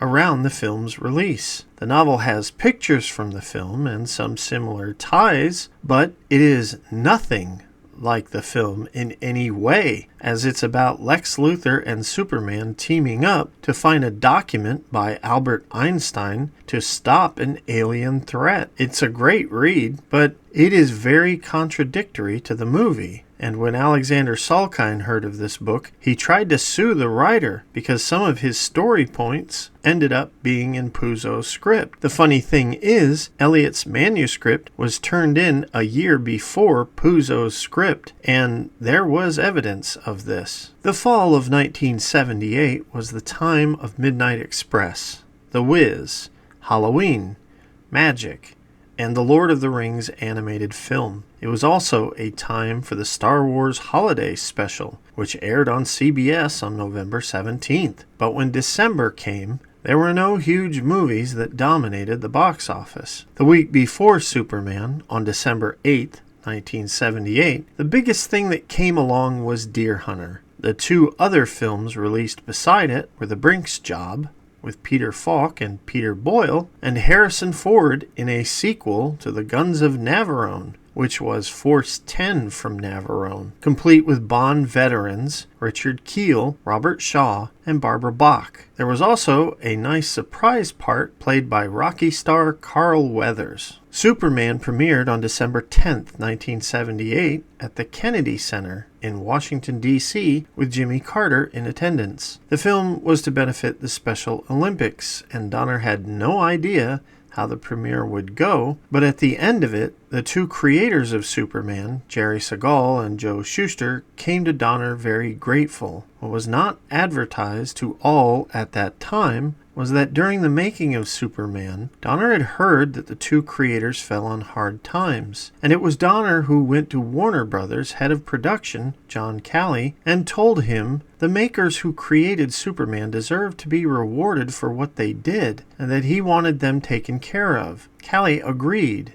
and as a result, the creators received money from the studio analogous to a pension plan from then on. Now, earlier in this video, we purposely covered that the creators were compensated by Warner Brothers so they could sell the rights to the Salkinds, because there were two sources that verified this. However, we're covering it again, but with Donner as being the person responsible, because there are three sources. In the end, you're going to have to decide, because we found direct sources and we're not interested in calling anyone a liar, unless there's absolute facts to back that up. So this was the first night Donner met Siegal and Shuster, and they were crying while thanking him profusely for what he did. They were also very happy with what he did with their character. Donner teared up as well. Finally, the Warner Brother executives, who appreciated Donner for his hard work, pulled him to another room and gave him a bronze statue of Superman, made in the 1930s. It was a great night for Donner. For the rest of America, Superman came out on December 15th, 1978, and it was no surprise Superman came out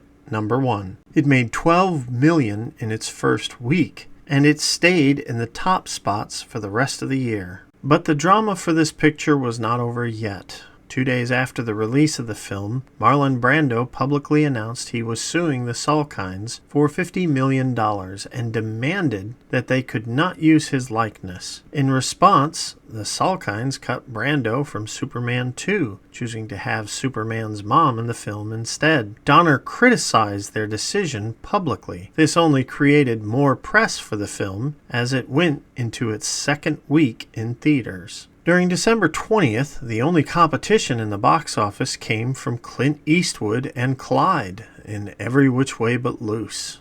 Also streeting that week was Eric Roberts' film debut in King of the Gypsies. The star-studded Neil Simon's California Suite came out the following week on December 22nd, 1978. Alongside it came the war film Brass Target. Also released that week was the sci-fi remake Invasion of the Body Snatchers. Also released was the romance between Lily Tomlin and John Travolta in Moment by Moment. On December 31st, Ice Castles would end 1978, and it made a healthy $18 million. Superman would end its run, landing the number 2 spot for the year, just behind Grease, making $134.2 million domestically, $166 million internationally, for a final total of $300.4 million. It was an astounding success. Despite all this success, it still didn't mean drama could not still occur.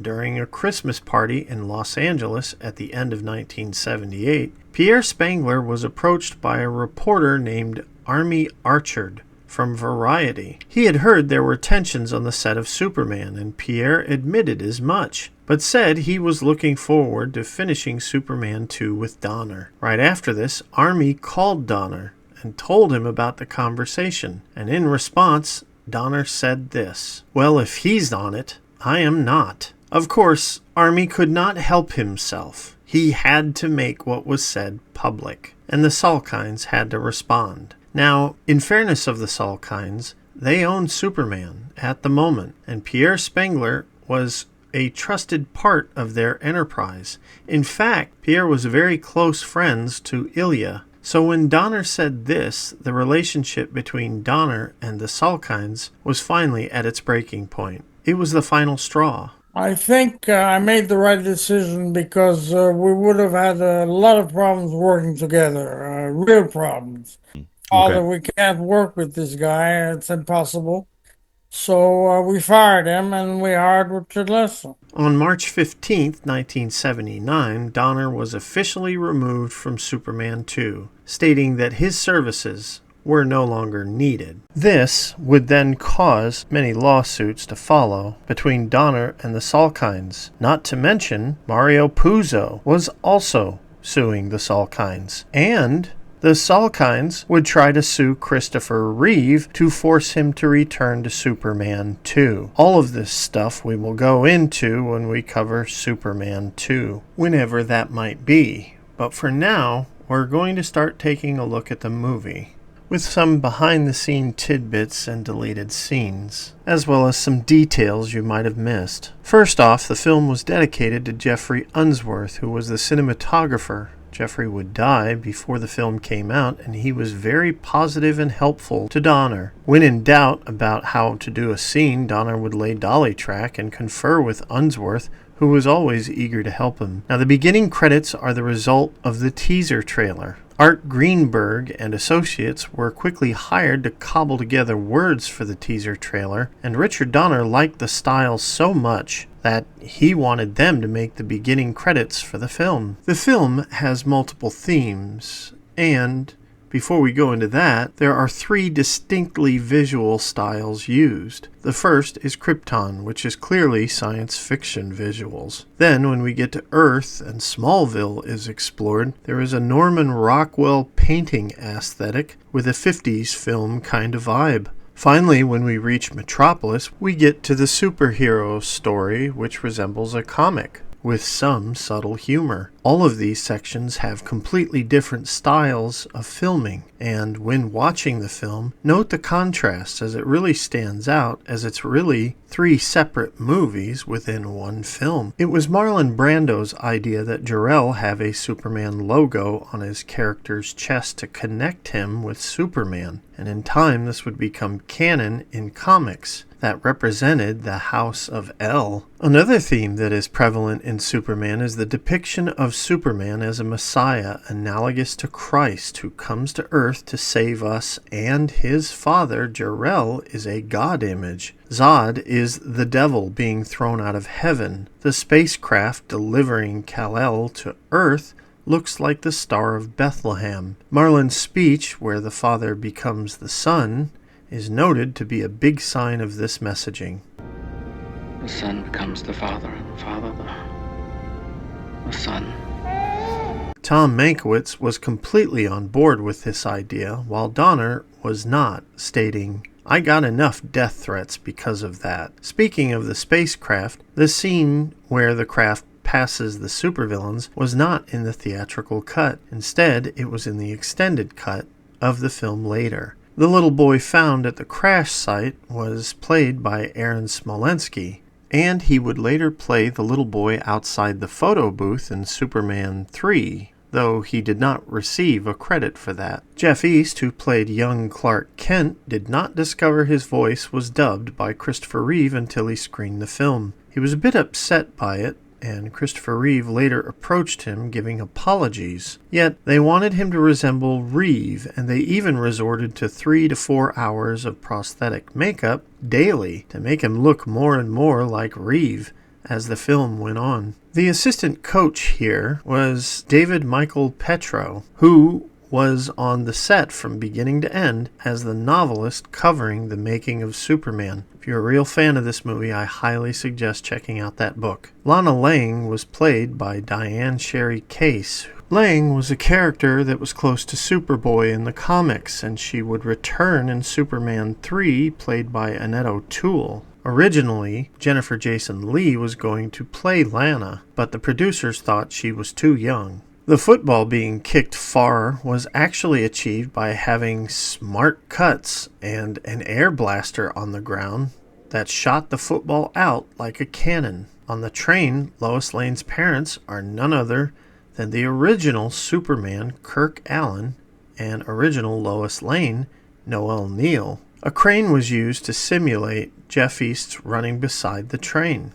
And East was almost hurt seriously when jumping past the train. The timing for the jump was meticulous, and due to poor timing, he was almost hit by it. Ben Hubbard is mentioned when Clark leaves his mother, and although he's technically not in the Reeves sequels, he is in Superman Returns and is close to Martha. There are many that state when Jor-El tells Superman that humans need light to show them the way, proponents of the religious themes in the film state this is another example of Superman being a Christ allegory. They can be a great people, Kal-El. They wish to be. They only lack the light to show the way. Now, the film is fairly specific that Superman is around 30-something because his father died while he was in high school. We can assume he finished high school, and that's when he left. Jor-El states plainly that they have studied for 12 years before he goes to Metropolis. Now, notice the detail when Olsen tells the copyboy to get White's coffee and to get him a tea. The copyboy obediently does this, and you can see him a short moment later delivering that coffee in the background and then chasing Olsen around the office trying to give him the beverage. It's easy to miss this when watching it. Now, there are two cameos when Lois and Clark leave the Daily Planet. The first is Richard Donner's reflection when Superman gets stuck in the door, and the second one is film critic Rex Reed from the 70s, who Lois speaks with as they leave. Now, in Metropolis, crime is everywhere, and it's shown before it's made apparent. You see a guy trying to shoplift from the cart here. After Clark and Lois are robbed, there was a more linear introduction to Otis, where they would get into a cab, and the scene would then directly introduce Otis walking into the shot. Then they would follow Otis like the film and focus on Armis, who is buying a plain hot dog. A story thread that was in earlier scripts was Luthor and his vicious animal pets being fed. And this was filmed, but it was a bit different than earlier concepts. In this one, Otis lowers beef below while Lex plays the piano and Eve gives him backhanded compliments. This deleted scene would later hold relevance for the end of the film. When the helicopter approaches the Daily Planet, listen closely. The voice you hear is Christopher Reeve. Daily Planet Copter 1, this is ground. Now, one of the little details in the film is how Superman and Clark's hair parts. When he is Clark, his hair is parted this way, but whenever you see him as Superman, his hair is part the other way. Once we get to Metropolis, there were tons of scenes added to the film from the extended cut, which aired on television in 1982. Later, a version of this movie was released on Blu Ray, but it wasn't complete, as it's missing some scenes. We will cover many of the extended scenes, because a lot of you probably don't have the Blu Ray. And our next one involves Superman saving Frisky the cat. The girl is not so kindly with the cat's actions, and Superman addresses this, but like most of the extended scenes, it was best cut. He's such a naughty cat. I always tell him not to. Oh, hold on now. Let's not be too hard on Frisky, okay? You know something? We all get a little afraid of heights now and again. In Air Force One, there was extended footage with the pilots as they discuss their approach. They joke about peanuts, which is a direct reference to Jimmy Carter. You mean the old man drinks? After a mouthful of peanuts, wouldn't you? This only dated the film to Carter's term and was smartly removed. There was extended dialogue with Otis talking to Luthor as he swims, which was actually quite funny. This would lead into a great scene where Otis is cleaning and finds toupees all over Lex's room. For those not familiar to Superman in '78, this was a foreshadow that the character was actually bald. Also notice the busts in the background of world leaders used for holding Lex's toupees, thus showing his superiority complex. The scene would continue having Otis stopping by Tessmacher, telling her how beautiful she was, then offer to take her picture. But he holds the camera backwards, so he takes a picture of himself and gives it to her. Smile!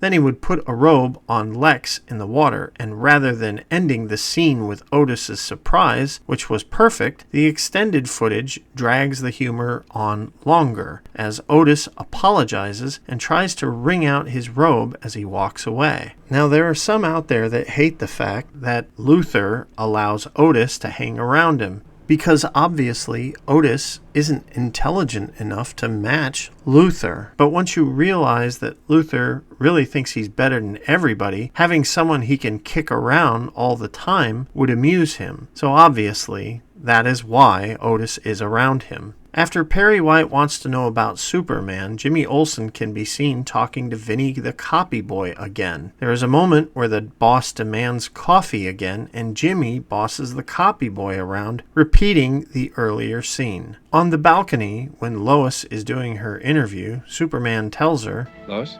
I never lie. A lot of folks hate that Superman says this, as he does lie when he disguises himself as Clark Kent daily, thus deceiving people of his true identity. Still, what he's doing is a necessary lie. How it affects you as a viewer or fan is up to you. Truthfully, the chemistry between Superman and Lois is really the key to this film, and it is there on screen, performed wonderfully. I don't think this film would have worked as well with any other performers, and to date, it hasn't had the same magic. However, during this scene, there is a lot of sexual innuendo that is subtle, and yet kids at the time didn't notice. Once again, it shows how good the dialogue was and how subtle the filming was. Another subtlety is right after Superman calls out the color of her underwear, she quickly walks back to the lead lining, blocking that view further. When Lois does her read my mind bit, it was originally intended for her to sing the lines. Donner hated the scene, but they needed something to go with the flight so it wouldn't just be 5 minutes of flying screen time in silence. In the end, it was tonally strange, and often takes many folks out of the movie, and to be honest, I am one of them. I understand why it's there, but I think it would be better if the scene was a short montage with instrumental music. However, it doesn't break the movie for me, and I don't hate it, it just feels awkward. As Superman flies away, a commonly known thing is that Kidder is being filmed in front of a projector, watching the film of Superman flying away. Then she would turn, and there would be a shot tracking her to the door where Clark would be, which was a very ingenious way to get both Clark and Superman in one flowing shot. If there is any debate if Reeve was the best Superman ever, I give you this scene. There's something I have to tell you. I'm really... I was, at first, really nervous about tonight. There's nothing more to say. The scene speaks for itself. During the scene where Luther devises the idea to obtain kryptonite, there was extended dialogue where Otis tries to figure out details about Superman that was really unnecessary, but it sure is fun to see Ned and Valerie play off their characters. He's 6'4", you know that? I said that. But did you say he don't drink and he don't smoke? I said that. It was in the paper right there. I said it. Beatty is just perfect as Otis. In the background, you will see him a lot, having weird facial expressions, mimicking Luther, with just a dumb look on his face, or just finding things to eat. He's a great character. I really enjoyed him when I was a kid, and as an adult, he's nice comic relief. That doesn't go way over the top. Larry Hagman from Dallas was a wonderful cameo, and after he commands his troops to do an about-face, it would lead into a deleted scene where Miss Tessmacher would tell the soldier, Enough. I'm okay now. I'm okay. By the way, what'd you have for lunch, Ace? Whew. Sorry. Lex would then arrive and tell Tessmacher she's done very well in earshot of Larry Hagman. We would then cut to Otis celebrating, punching in coordinates in the missile by eating a marshmallow, before he hurts his finger closing the panel. These cuts were so crucial as it made the film more slapstick than serious.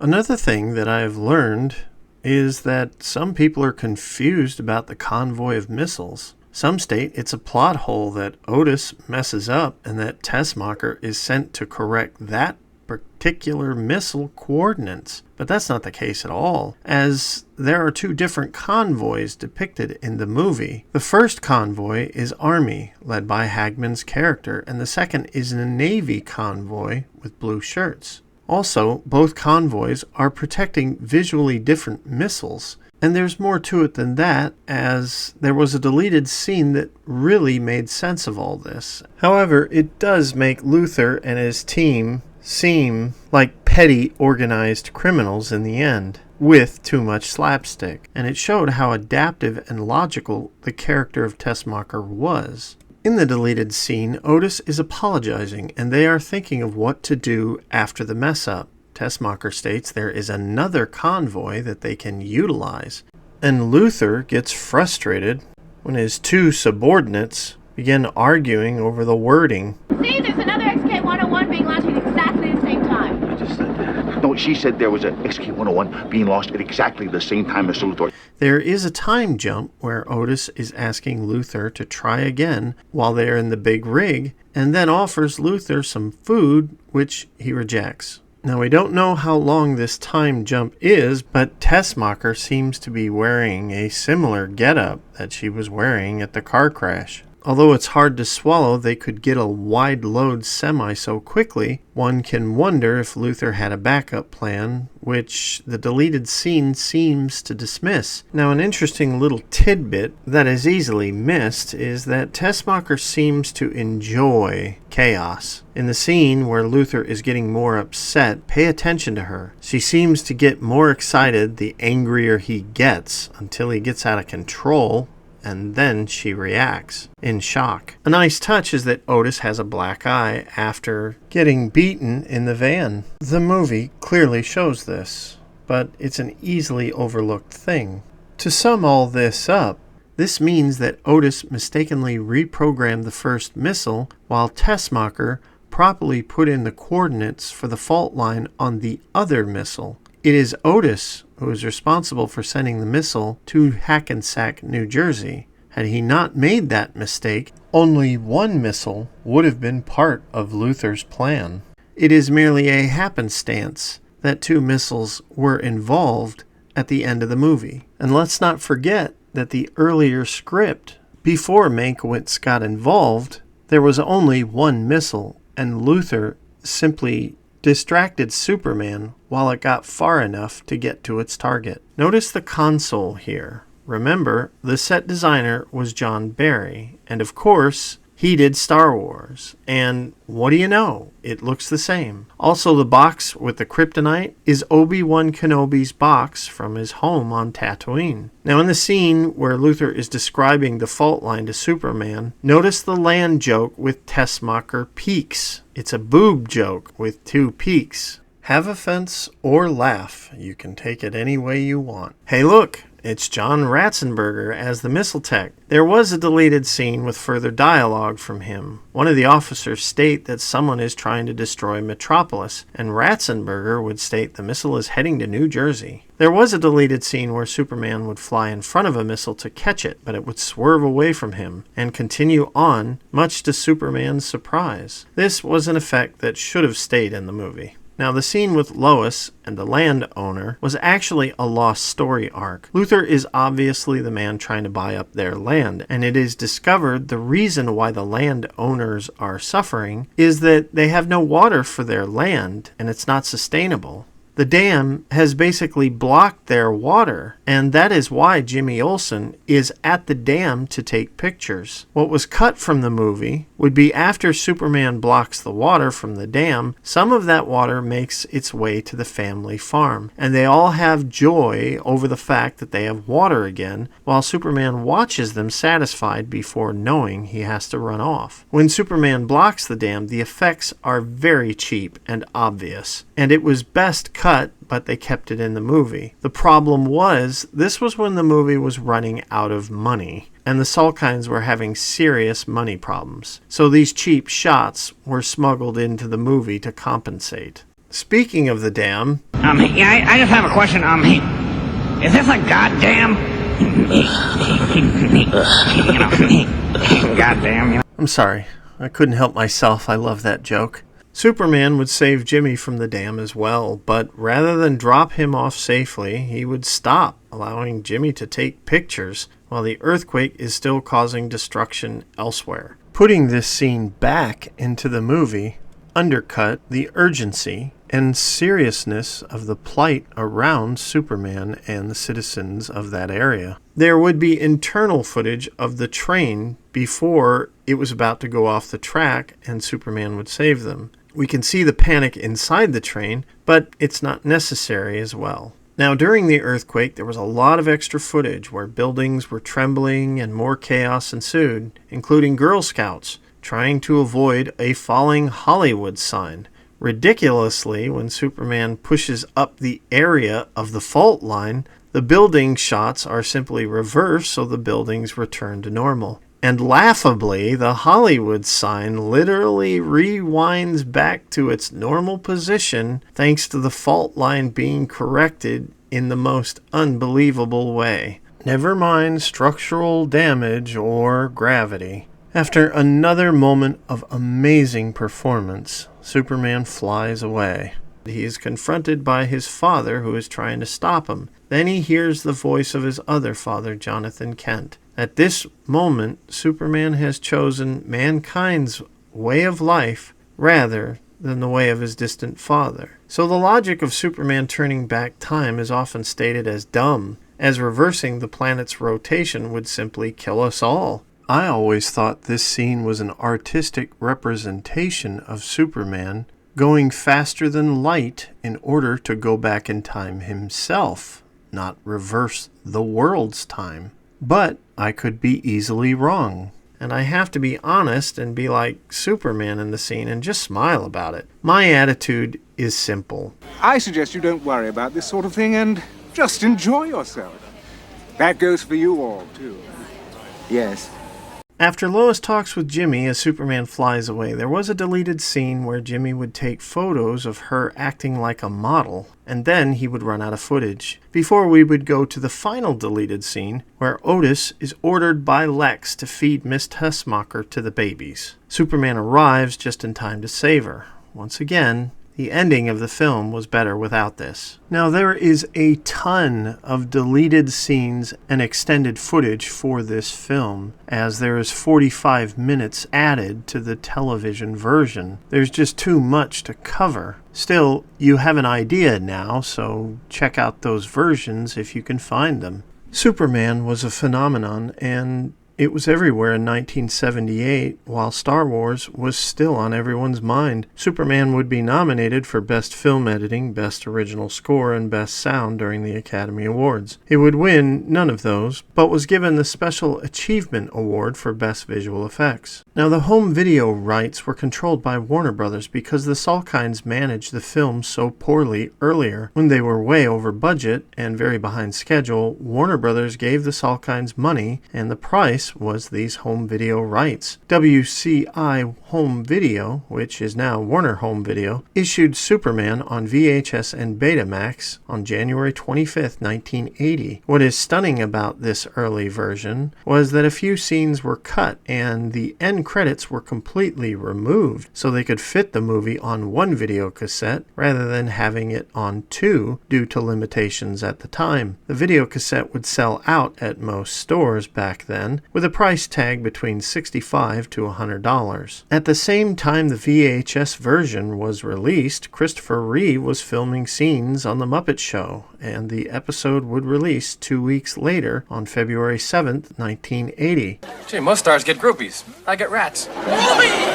Surprisingly, in July 1980, Warner Brothers had a huge flop with Bronco Billy, and to compensate, they released Superman again in theaters, even though the film was just released on home media. By 1981, the television rights came back to the hands of the Salkinds, and they were going to milk it for everything they could. The Salkinds would charge for every minute the film was played on television, and so they figured they could stuff any footage they could find, even if it clashed with the tone of the film, without hesitation. A lot of this footage should not have been put back in the movie, but it's clear the Salkinds didn't care. The original cut of the film was 3 hours and 8 minutes, but Donner cut out quite a bit because he wanted the tone to be serious and believable. Since Donner was no longer contractually involved, the Salkinds used this version, and it had 45 minutes of extra footage. This was known as the Salkind International Television Cut. The version was so long it had to be split up between 2 nights, and ABC would pick up the rights to air it. Superman's debut on television was February 7th and 8th of 1982 on ABC. Donner didn't approve of this cut, but did not make a stink about it either. Some of the scenes would be put in the later director's cut. The television version was interesting to watch, and as a kid, I loved it, but it was clearly not better than the theatrical version. It's interesting seeing all those deleted scenes and extended footage, but when inserted in the film, it felt more like George Lucas's special edition of Star Wars, in that when you first see it, you think, oh, isn't that neat? And then the second time you see it, you start saying things like, wow, that really hurts the movie, or boy, that sure doesn't add anything to the movie. The cut has serious spacing issues in several scenes, and anyone who knows anything about editing would know to cut such things. But once again, we're talking about selling a movie by the minute, and it was going to be as long as they could make it, no matter if it hurt the viewing experience or not. The theatrical cut is leaps and bounds better than the extended cut. I first saw Superman in early 1979 in Gießen, Germany, at the Post Cinema when my father took the whole family. At the time, Star Wars was everything to me, and there was very little else I made time to get into, but Superman was an incredible movie experience, and Reeve was just so stunning as the main character. I didn't know a thing about the character before I saw the film, so I was floored by his abilities. He was like a super force user in my little 6-year-old mind, and I loved the idea of an earthly Jedi, which Superman clearly was not. But don't tell my little 6-year-old self that, because if it wasn't Star Wars, it didn't exist. As much as I love this film, there are many effects that are very dated, especially the blue screen work, and some cheesy moments that I enjoy less than when I first saw it. But regardless, I respect it for the time capsule that it is. Today, I see the key to this film are Richard Donner and Tom Mankiewicz.